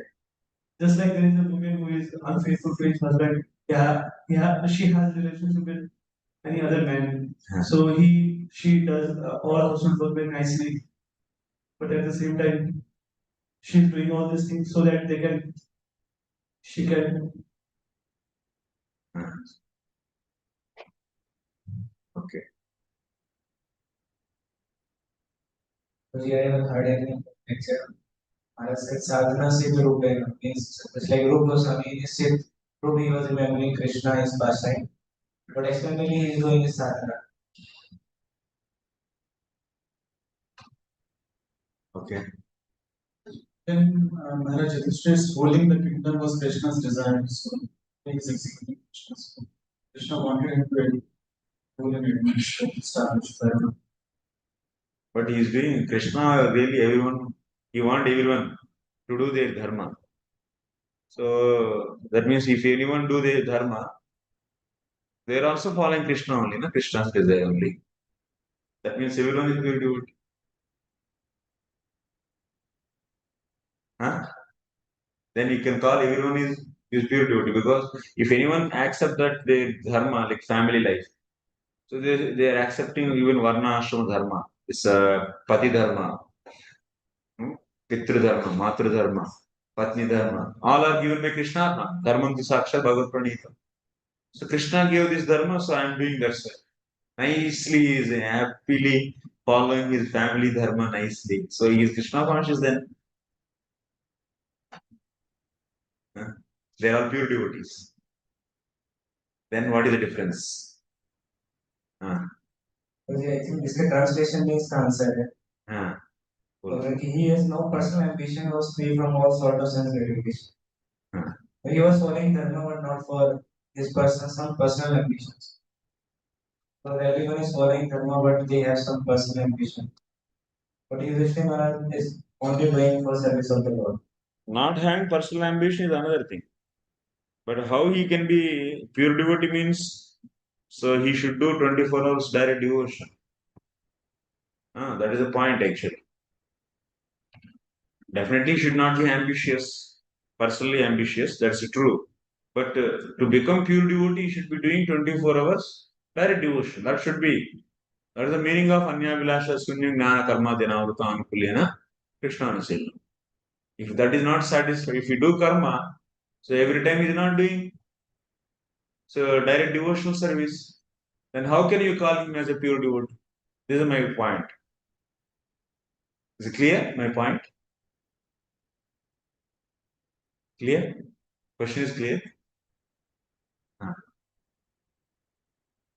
आपने अनुकूल ने कृष्णा शीलना का दो बताया था एक तो प्रवृत्ति एक निवृत्ति प्रवृत्ति में एक्सटर्नल सर्विसेज करते हैं एक निवृत्ति जो होता है वो भाव जो भाव होता है तो दोनों में से एक भी हो सकता है तो अगर परीक्षित महाराज एक्सटर्नली वो साधना नहीं हो रहा लेकिन इंटरनली निवृत्त है तो सेटिस्फाई कर रहा है डेफिनेशन अनुशीलन कैसा क्योंकि कैसे मैंने जो सारा का भाव कैसे रहते हैं जो उनका सारा का सारा जो एक्टिविटी है वो कृष्णा कॉन्शियस बनाने के लिए है वो कृष्णा सबको जो स्टैब्लिश कर रहे हैं वो स्थापना करने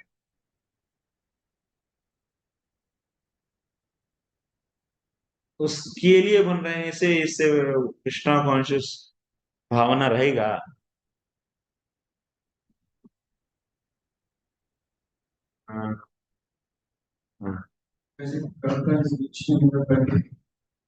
Parīkṣit Maharaj wanted everyone, all the citizens under his administration to gradually develop their consciousness.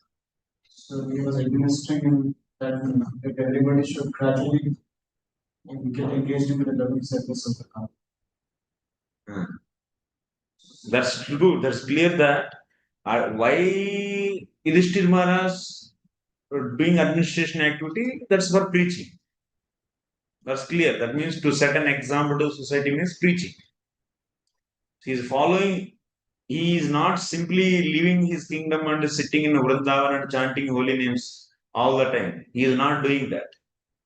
So, but he is doing some activities, so like ruling activities, so for making everyone Krishna conscious. So he is following his dharma to make everyone Krishna conscious. So when he is doing his dharma karma, so that is stopping, na? That means that activity so is coming in between. To become pure devotee, you should do all the time devotional services, direct devotional services, not karma. Shravana Kirtan, direct devotional service means Shravana Kirtanadi Rupa Bhakti, you should do.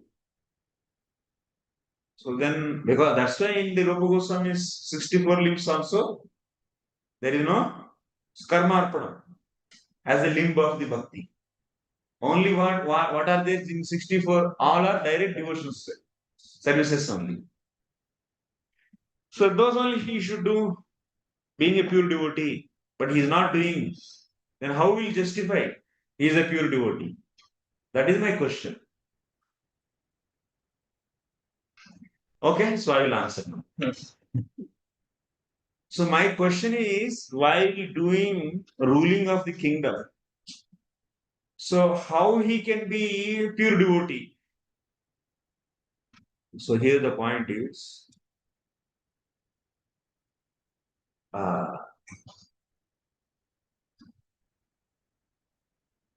constantly engaged in the service of the Lord and the part and parcel of the Lord.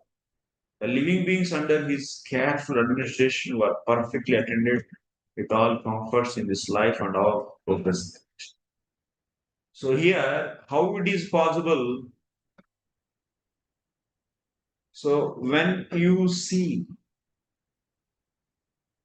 even he is doing so ruling, when you develop your consciousness, he is saying nivritti, is right, consciousness, nivritti pravritti.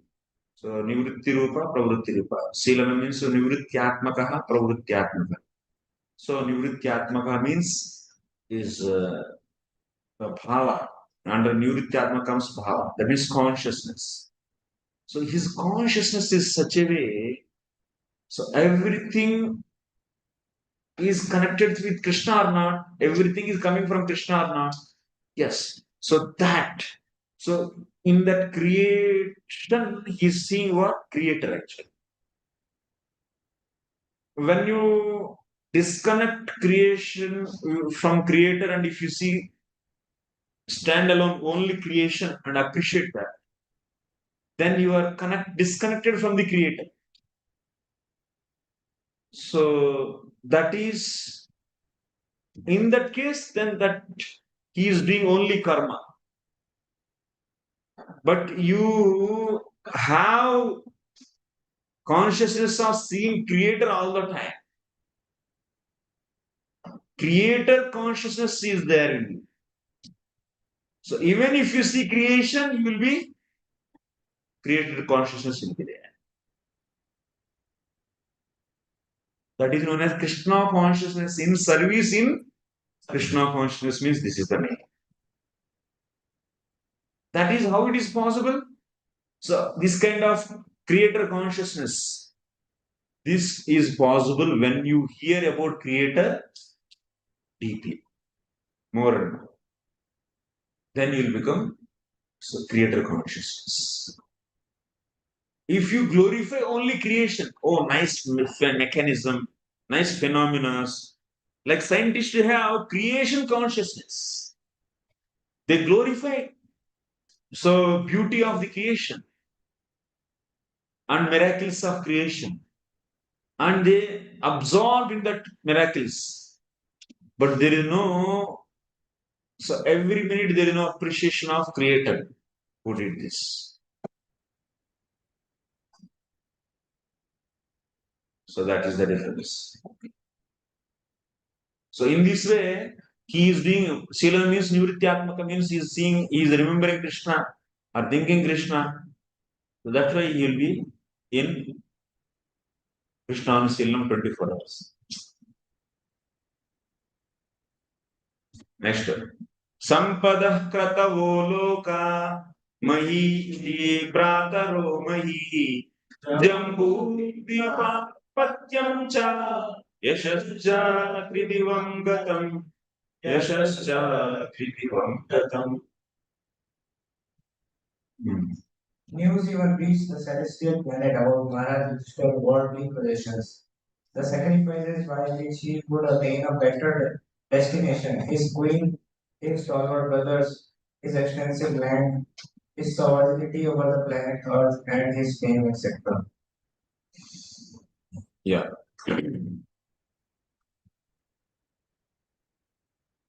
So famous is Sampada Kratavo Loka Mahishi Prataro Mahi Jambu Deepadi Chashascha Tridivam Gatam.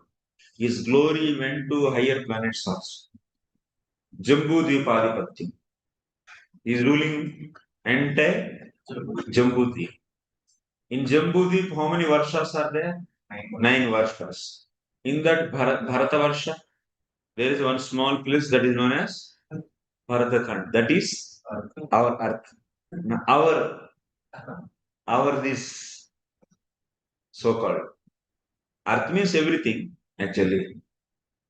All these 7 islands, Saptadvipa.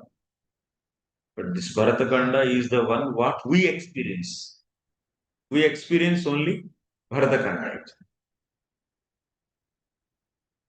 But Jambudvipa is even bigger actually. The fifth canto of Bhagavad Gita said, the north side of Bharatvarsha, there is a mountain called Himalaya.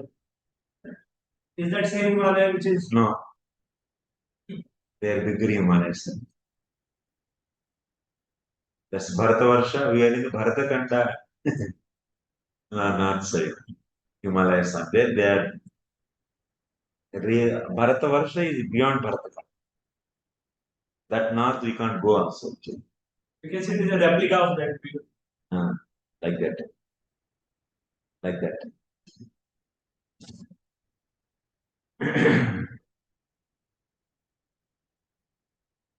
Only a rich and great man's name and fame are known all over the world. And the name and fame of the Maharaj Yudhishthira reached the higher planets because his good administration, worldly possessions, glorious wife Draupadi, the strength of his brothers Bhima and Arjuna, and his solid sovereign power over the world, known as Jambudvipa. Here the word Loka is significant. There are different Lokas or higher planets scattered all over the sky, both material and spiritual. A person can reach them by dint of his work in the present life as stated in the Bhagavad Gita. No forceful entrance is allowed there.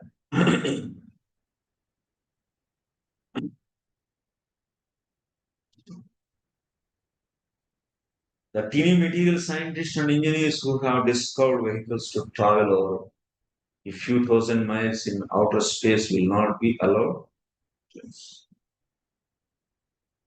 So here the major problem in the society, Prabhupada attacks materialistic people, material advancement, material science consciousness, creation consciousness. Consciousness is limited to only creation, glorifying the beauty of the creation. And also you should add one more thing. So misconception of the Supreme Lord. The concept of God is in a wrong way understood in other religions. They are also misrepresenting the Lord. So those also has to be saved actually. Those people also has to be saved. That is not the way to reach the better planets. One must qualify himself to enter into such happy planets by sacrifice and service. Those who are sinful in every step of life can expect only to be degraded into animal life to suffer more and more the pangs of material existence. And this is also stated in Bhagavad Gita. So when you focus on only creation and if you are not Krishna conscious, what will happen? So consciousness will be degraded to the animal life. Become more and more simply animalistic. Tanaham dishitah koran samsareshu naradama shilpam hajasram ashubhan asurishveva yunishu.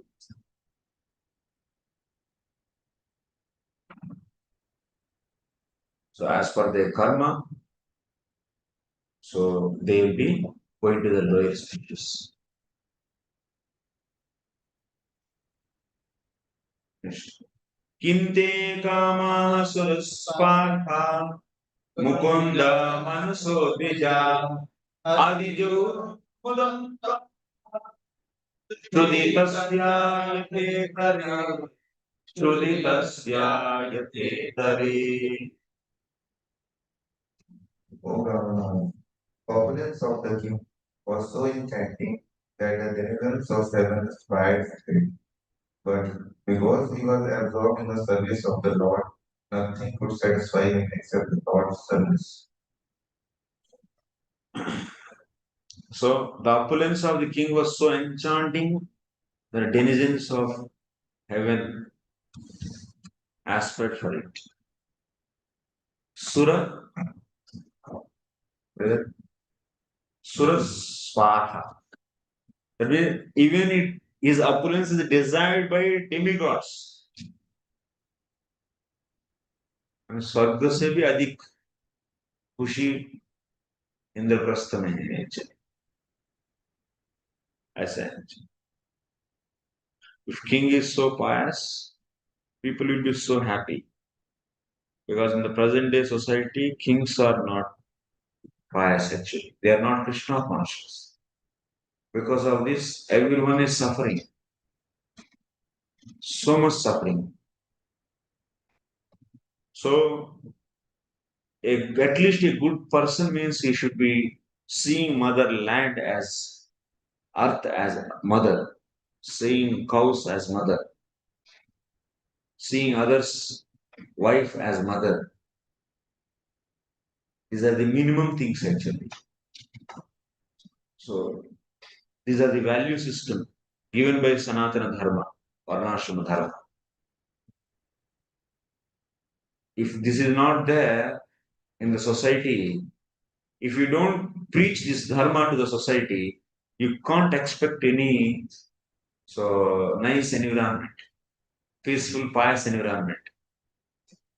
They will start doing sex with the parents, children, everything will enter. Father will do sex with daughter. So son will do sex with mother. Until unless if you don't teach what is the concept of mother to the society, how they will come to know? Tell me. Do you expect that automatically they will? No. Until unless if you don't teach what is Pitru Dharma, what is Putrika Dharma. If you don't teach to the children, so after a few days they will do sex. Father will do sex with one daughter. Because they will feeling urge of sex. But in our now still we are very peaceful and happy because dharma is retaining, is existing still. Your parents didn't feel you burden. Their sense gratification didn't overcome pain. Whatever pain they are getting to raise up you. Their priority for their own sense gratification didn't exceed of what? Raising up you. Why? Because raising up children is very hard or not? Very hard. So, in our Vedic culture, we see support of parents unlimitedly. Even you are 25 years old, also your mother will be, she is not able to get up from her bed, she will be getting up and she is preparing for you. Why? Her sense gratification is not important for you, for her. Why she is doing like that in this society? In our country, why it is happening? Huh? Huh? Dharma. That is Varnasrama Dharma. That is there. That is a system, value system is there in our blood, which is coming from scriptures, Veda, Vedic culture. But if you see the people who are not coming from the Vedic culture, they do follow, they are very harsh with their children also. Because children are obstacle for sense gratification. So that's why government has to put so many rules to protect children, and CPT rules are there. This is so much government is endeavoring to protect children from parents, because parents don't want, after doing sex, nobody feel happy to raise up the children. It's a pain. So that's why the maximum they will keep you till what age? 13 to 14. Finish. They'll kick you out from the house. Mother will have engagement with someone else and father with someone, and they tata bye bye. This is a culture which is not from Vedic culture. All these countries are like this. Almost all countries. Their scriptures, they don't speak how to respect mother, no. They have no value system like that. So nobody take care of old parents there. Because parents, they don't take care of children. And government suffers people, old people, how to handle. So demonic. This is demonic society. Society is so demonic, sleeping hour. No, not.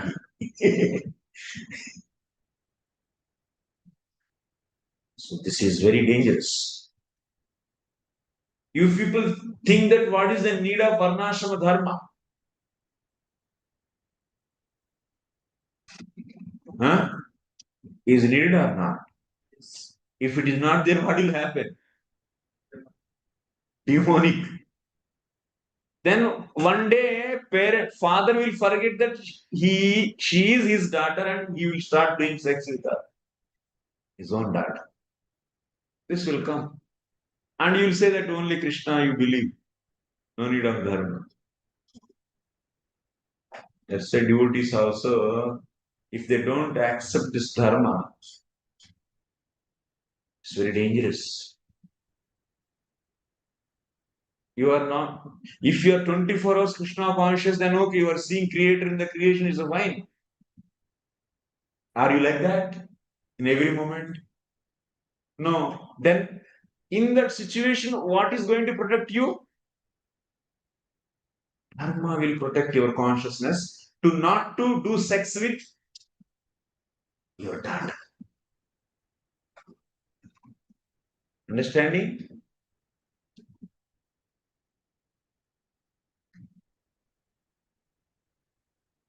Otherwise, you will be seeing the chanting Hare Krishna and doing sex with daughters. Such a trend will come. You want to see that? Such a society? Not good. Dharmena hina vasuvis samana. So that's why, until unless if you don't become fully surrendered devotee, Krishna conscious devotee, you need to have. You need to teach the people what is the role of father and what is the role of mother.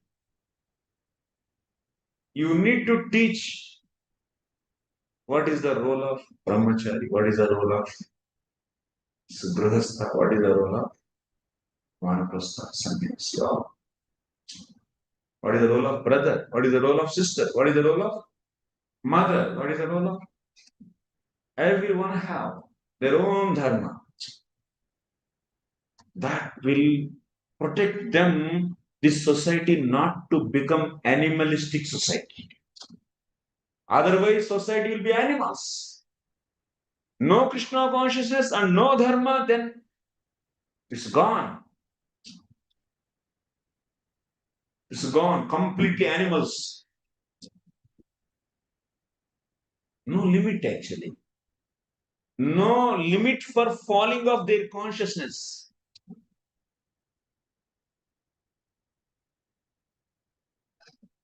So that's why this is our duty. People try to understand. You should preach Krishna consciousness, philosophy, and also you should preach dharma. You have to preach. You should know, so what is dharma from Mahabharata? Like if you see in the Ekchakranagar, Pandavas were residing in one Brahmana's house. In that village, there is a example I am giving actually, how Mahabharata discusses about that. One Asura Bhakasura was there. He was eating every day. So one family person should go with one full of carts, so food, and also one person from one house. And this time, so turn came for this family where Pandavas were residing. So at that time, so Kunti was hearing, there were a lot of shouting, crying, screaming. So there, that conversation, that father want to go, and now no, actually husband and wife, and they have two children, one girl and also one small boy. So husband says that, yes, I want to go. Then and he says the reasons why he has to go. And being a father, how he should protect family and sons. And being a mother, she says that I am wife, so my dharma is helping my husband, protecting my husband, and I can't see.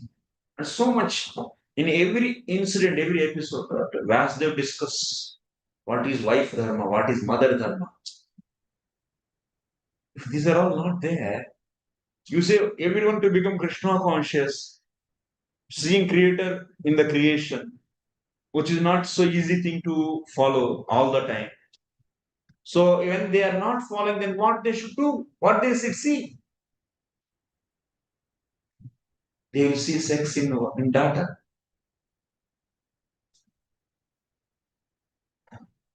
Then who will stop that? Dharma will stop.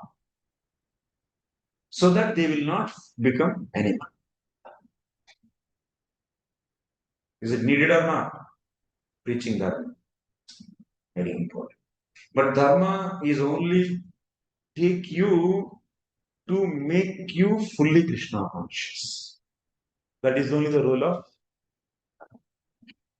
dharma is not your permanent goal. No. It is not final goal. It is a stepping stone.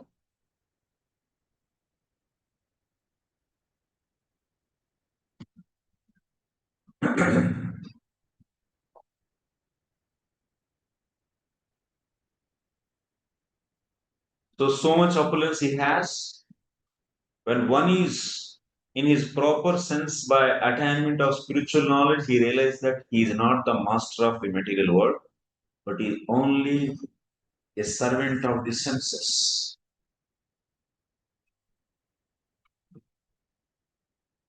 So, we being covered by avidya, identifying ourselves as body, now our consciousness is there, is what? Wherever there is a sense object, let us gratify. Get the pleasure from that. This is the fundamental consciousness we have. So, any sense object, let me get some pleasure. This is consciousness we have. We have aspiration to become Krishna conscious. We want to see Krishna all the time, but now that is only part-time consciousness. What is full-time consciousness? How to use this sense object for fulfilling senses, sense pleasure. This should be so focused actually, should focus. Oh. So through what? Through the teachings from Guru, through the teachings from Prabhupada and Acharyas. So you have to bring back to your consciousness to the original consciousness. What is that original consciousness? We are Mamaivamso, Jivaloke, Jivabhuta Sanatana. Every Jivatma is servant of the Lord. So that's why you have to see how every object can be useful for pleasure of Krishna. It should be your full-time consciousness. This consciousness should be developed. For this, you have to understand who is Krishna and what is the relationship with Krishna.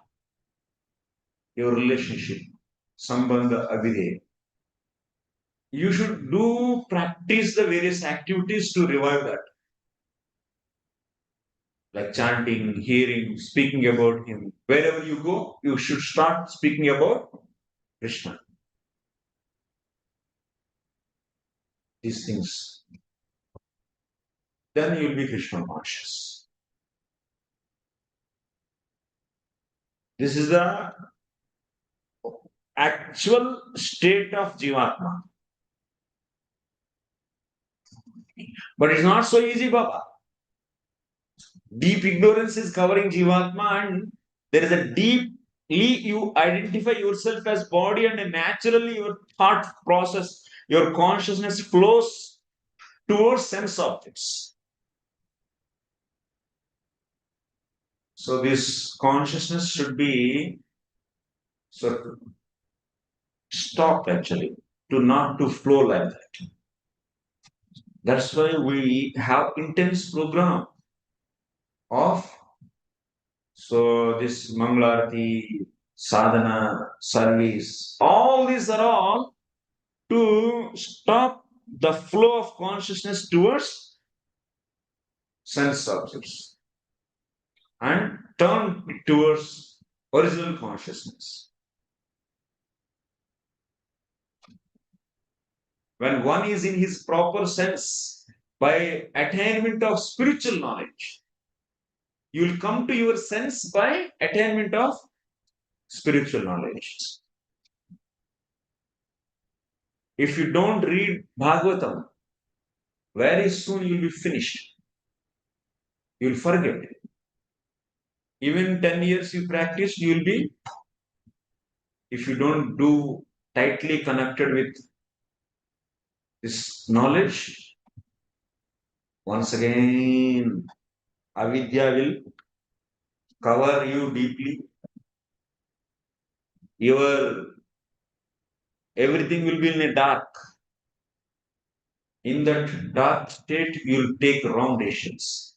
When you are blind, you are in the dark room, you will be thinking that pen as a something stick. You will wrongly conclude. So that's why you should be always with spiritual knowledge. All the time. You should study books. Lazy बन जाएंगे ना, आपको cover कर देगा पूरा. You will not be in your sense. What is your sense? Krishna consciousness is your real sense. You will be senseless if you don't read books. If you don't discuss, we will become senseless. And in that careless situation, will bite you.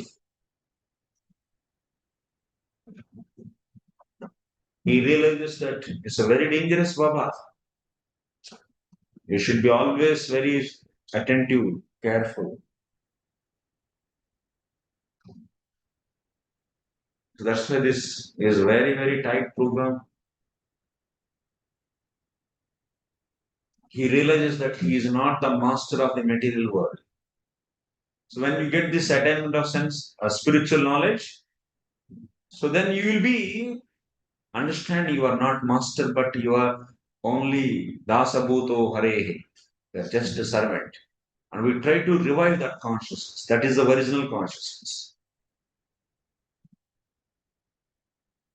Servant of the senses. Otherwise, you will be servant of the senses. These blessings automatically flow for a pure. Maharaj Yudhishthira was one of the liberated souls, and therefore, for him, there was no pleasure in vast kingdom. Good wife, obedient brothers. Then why he is doing? Only to uplift the jivas, preaching. And he has no attachment for anything. So if someone follow dharma, the result of dharma is artha. If you enjoy that, that is also not good. You follow dharma, so like pitru dharma, matru dharma. I said, if you are not fully Krishna conscious, at least you should follow dharma. And whatever result comes, that also you should not enjoy. What you should do? You should offer to the Lord. Yes. Then that is good. At least that is semi-Krishna consciousness. Doing dharma and offering the result of dharma to the Lord is a semi-level. Is not full. Intermediate level. That should be done at least. Because you are not able to see Creator in the creation all the time. Then do dharma. That means you operate this creation as per scriptures. You should operate this creation as per scriptures. That is known as dharma. And whatever result comes, that you give to that Lord.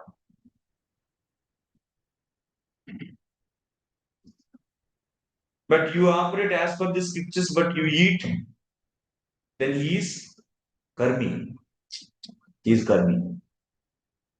But someone operates this creation whimsical. He is vikarmi. But I am Krishna conscious person, I can operate this creation anyway. Is it okay?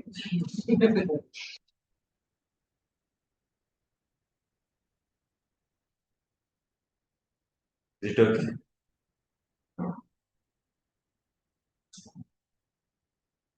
So can anyone say that my daughter is helping my Krishna consciousness so I can marry her? Eh? Anyway, helping Krishna consciousness? Nice. Is it like that? It will become madness. Utpata eva kalteti. Sruti Smriti Purana Pancharatra Vidin Vina Aikantiki Hare Bhakti. Utpata eva kalteti. Dangerous. So the example set here is exactly suitable.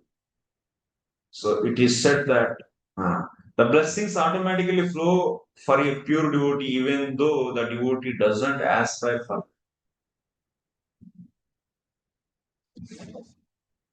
So these blessings. So that means when you get attraction for Krishna, automatically you lose interest for wife, brothers, everything. This automatically comes to you. No interest. You will lose interest for worldly things. So that's why if someone get interest for these things, even practicing Krishna consciousness, don't judge. You will finish it. Sometimes Krishna, out of mercy, he may give attraction for material things. Even one is sincere devotee. You understand this? This is also one of the signs. Is one of the devotional principles. All of a sudden you may get material desires. That is also, you should see third person's case as that is Lord's plan. Maybe sometime he will be so away from the Lord or the association of the devotees, so that his intensity of the love increases and he will become so more, that means intensified love he will be getting. Like that Lord is planning. Like that only you should think.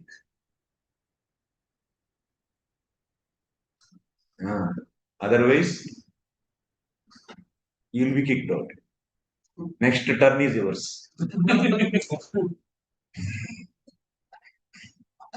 Because if you offend devotees, because of offenses also you will get material attachment.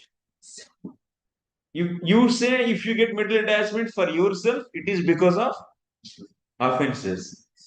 You say for others they get, it's because of Krishna's plan. Don't apply yours to others and don't apply others to yours. Oh, this is Krishna's plan. Actually, that's why I get it. Okay, I am also sometimes away, sometimes away. You want to continue or not? Krishna consciousness, not class anyway.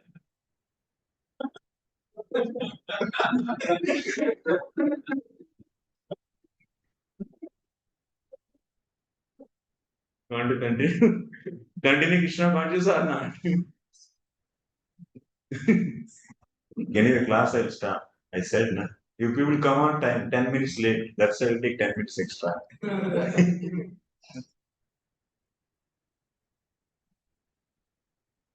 So Prabhupada wrote every line you should meditate deeply. It's very extremely wonderful presentation. Actually, Prabhupada. The whole material world is full of hungry living beings. The hunger is not for good food, shelter, or sense gratification. The hunger is for the spiritual atmosphere.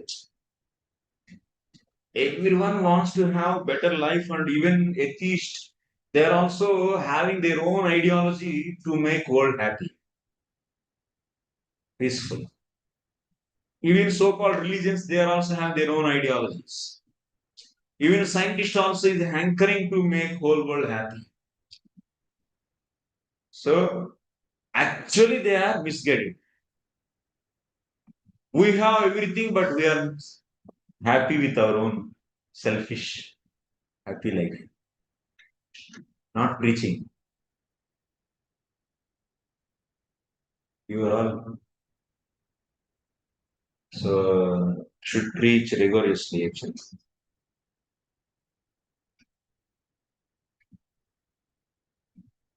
Who the whole world is happy because you are not. You understand their problem where they are stuck. You understand what is the loophole in their present method, whatever they are following. You make them realize this is not correct. That's why you should know what is happening in this society, what kind of ism they are following, what is the defect in that, and you explain nicely. And you should present your full, it's a full perfect system, our system. Perfectness of our system you explain to them. And also explain what is the wrong or defect in that present system, what they are following. Then they will become devotees. So that's why it's a painful thing, preaching. You should know many things to preach. Don't sit idly and don't be satisfied only just, okay, some routine like this.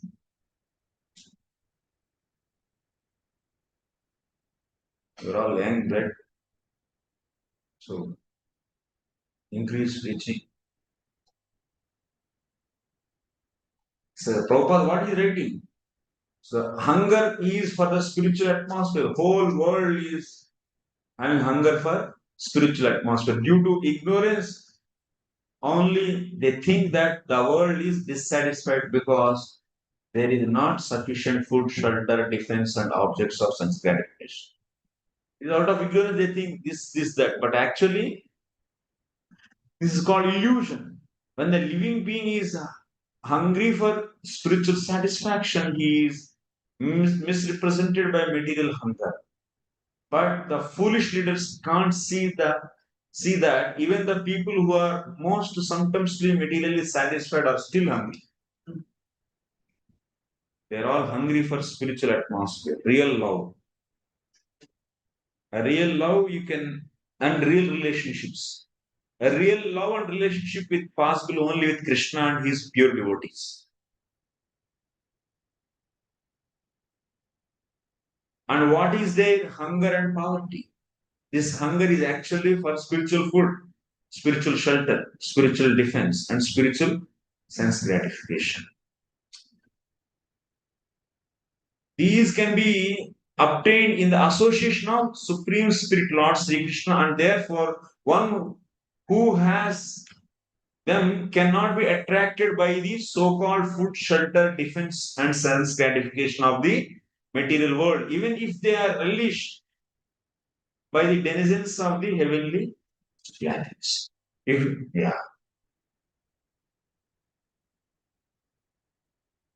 So that's why Maharaj Yudhishthir was not at all happy with his kingly pleasure. No. Because he is relishing the real pleasure.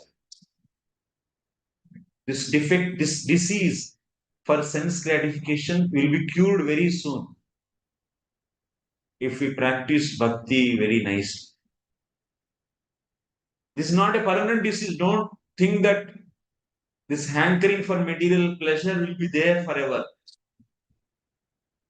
That will not be there. That is a temporary thing.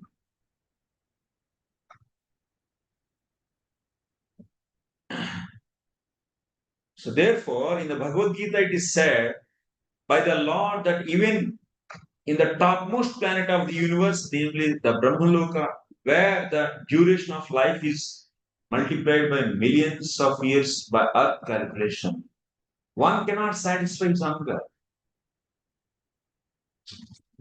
So such a nicely Prabhupada is describing here. Our main problem is this. We should preach Krishna consciousness. We should ask people to act based upon dharma. Dharma. Now we are leaving dharma actually. This is another dangerous thing. By your association, just by your immediate association, they are not becoming immediately so 24 hours Krishna conscious.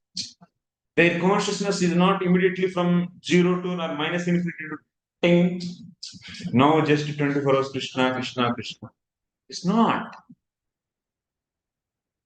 They are not seeing Krishna all the time. They are not seeing everything in connection with Krishna. No. That's why you should take the help of dharma also. But don't give importance to dharma more than bhakti, Krishna consciousness. Then is another danger will come.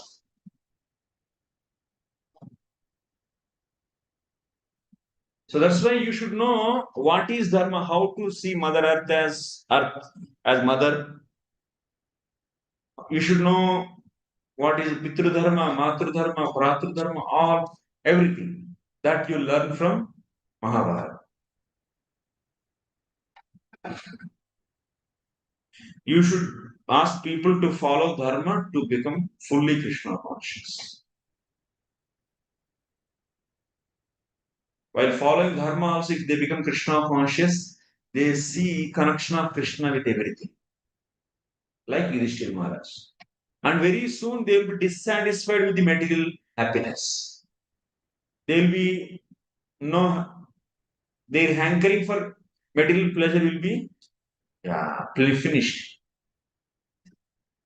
So such a society will be very nice.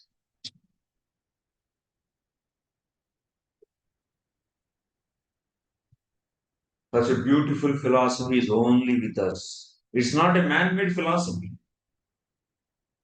If it is man-made philosophy, it can't be like this.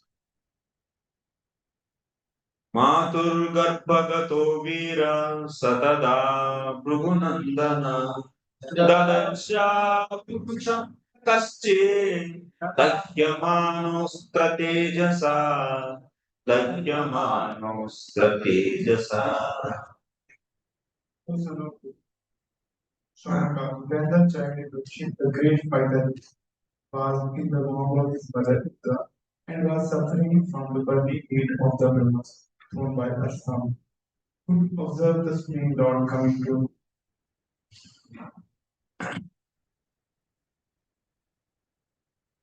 So Parīkṣit Maharaj, in the womb, he has seen Lord. Even when Brahmastra came, he was not get any fear. That Brahmastra stays at. By this, he never get any fear. By blood, actually, he is a hero. He's born hero, actually. Made hero नहीं. आजकल movie में बनाया जाता है hero को. उसमें भी कितना डूप लगाते हैं, कितना डूप से कराते हैं ना, बहुत फाइटिंग्स में. एनिमेशन सब पहाड़ से कूदना है तो ऐसे कूदते उसमें रस्सी बांध के सब illusion. Real hero, they are the real heroes.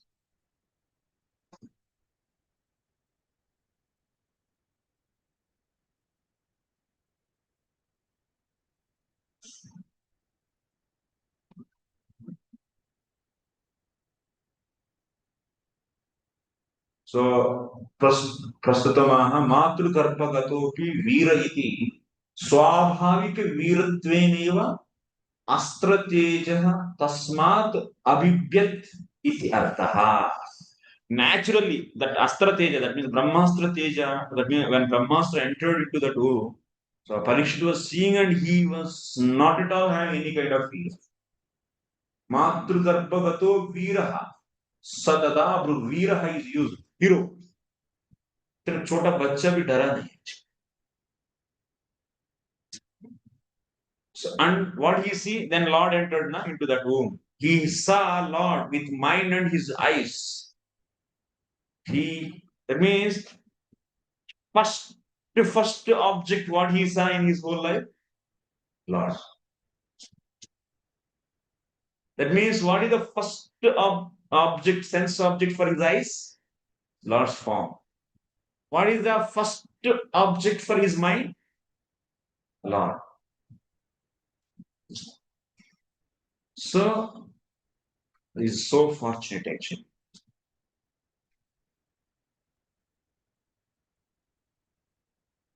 So Prathamataha Kruta iti bhava.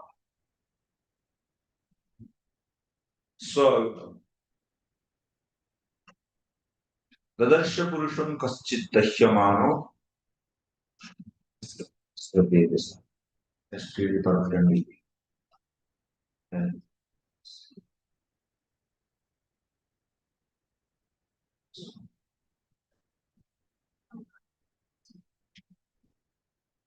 Death generally involves remaining in trance for 7 months.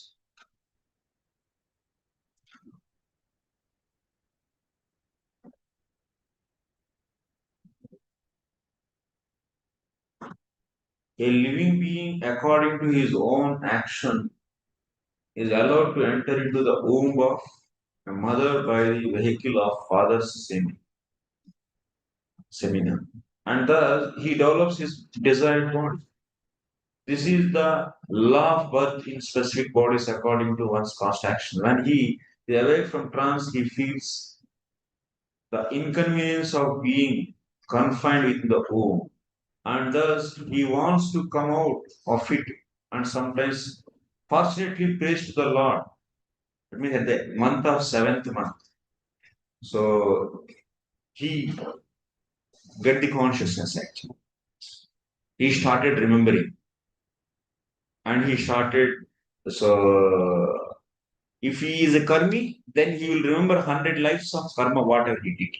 If he is a gnani, he will remember the yoga, whatever he practiced gnana yoga. If he is Ashtanga yogi, he will remember his Ashtanga yoga. If he is a devotee, he will remember Lord. At the month of 7. So death generally involves remaining in trance for 7 months. So 7 months that baby is in a trance. So now at the 7th month, so he started connecting consciousness. Started remembering.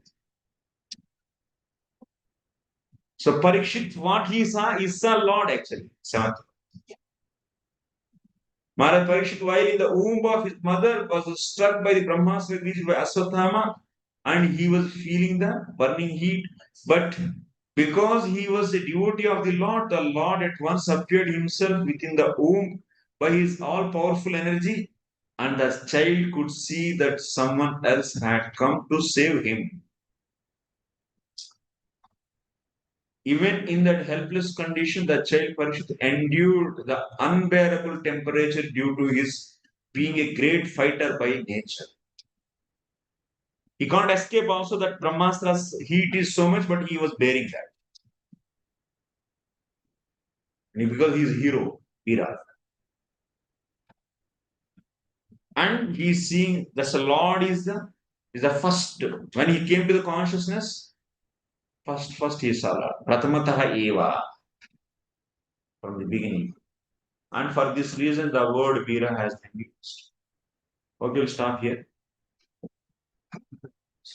Thank you very much. Any questions? Speak.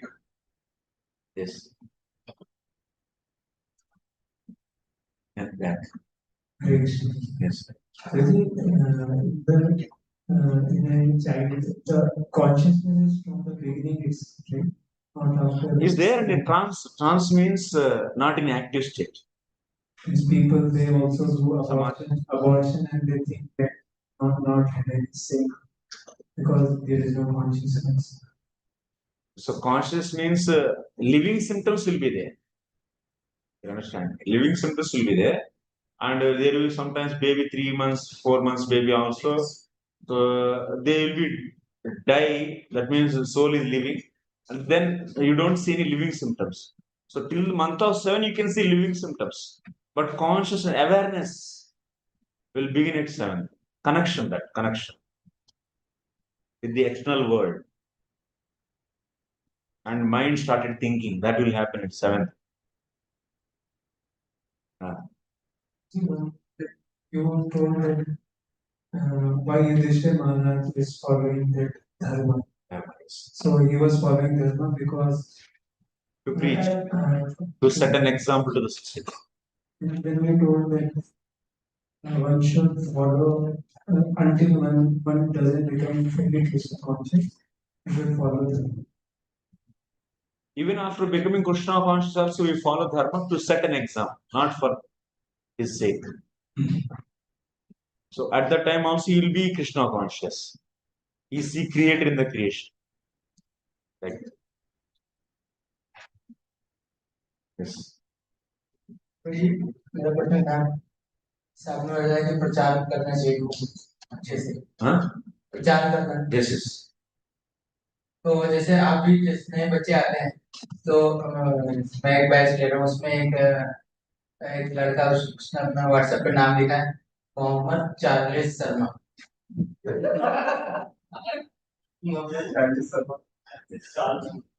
तो वही अच्छा भी है regular classes में भी आते हैं Let them know. We are not.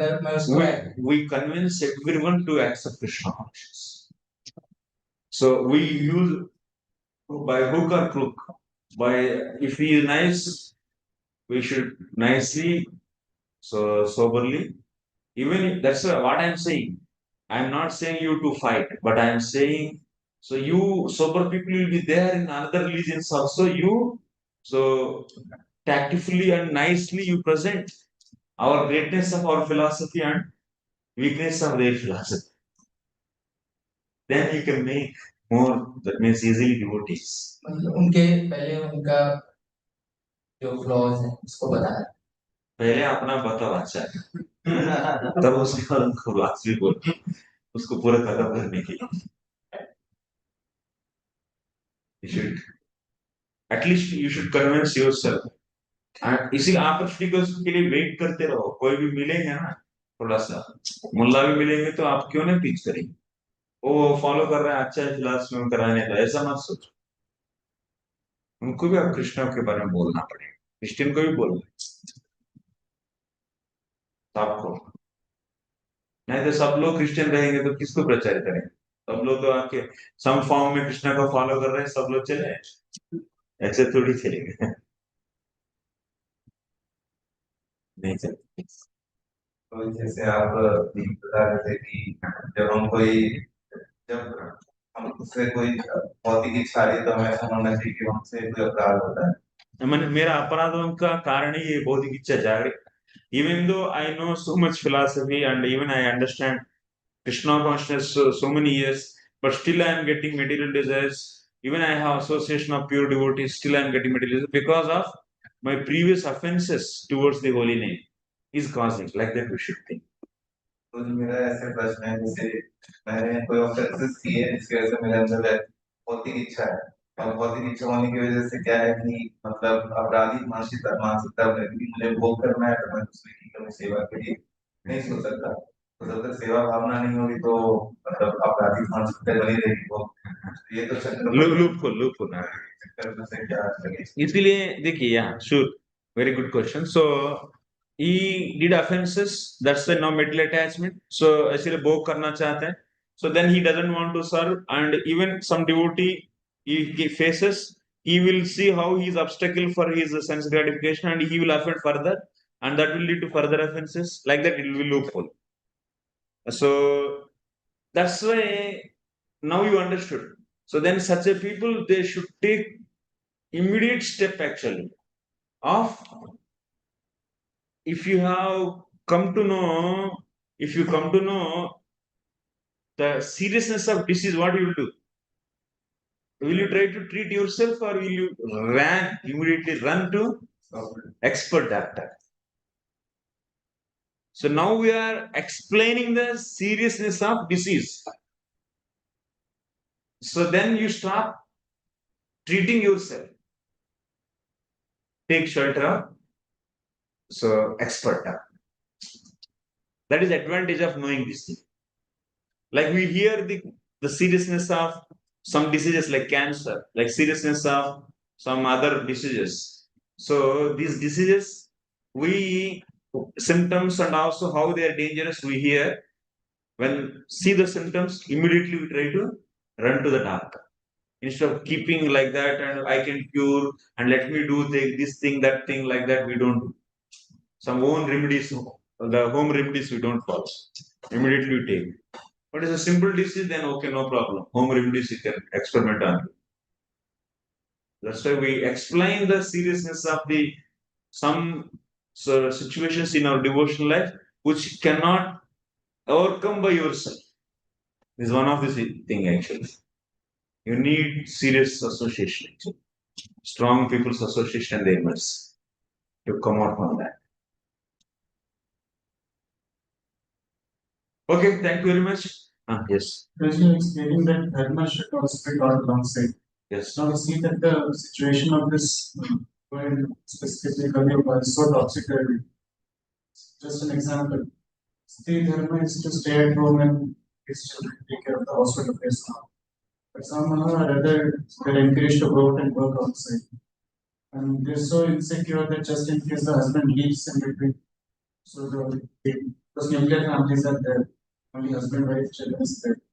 The husband is not going to take responsibility, take divorce.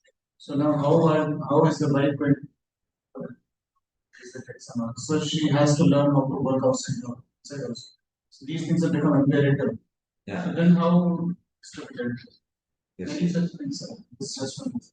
Yeah, these are all problems which are coming because of not following her. So what can be that's why you should deal this temporary solution, permanent solution. They have two ideologies. You give temporary solution to work outside, but you also work for permanent solution to create a society. Both should be there. Otherwise, if you don't do immediate relief something, so but you should have permanent solutions where husband will follow husband dharma, wife will follow wife dharma, brother will follow brother dharma. So that also is being that's why for that you should teach to the children. So you should preach to the children from the childhood how they should respect their parents. As a son, what is his duties? They also, so parents also should be taught, and so that we are trying to destroy the problem before they come. Another thing, because now some Krishna conscious person, his wife, or someone's left his wife, some husband left, and she is alone, and now what? So you will be definitely giving immediate solutions, some work outside at this and that. But that is okay. But that is not a principle actually. That is not the ideology. That is not. So now that's why we should not say commonly all the women should be ready to. Your husbands are going to leave you. So in future, so you all prepare to work outside and ready for it. They will not there. We should preach everyone. Yeah. Okay. Thank you, Mr. Prabhupada. Ki. Yeah. Go.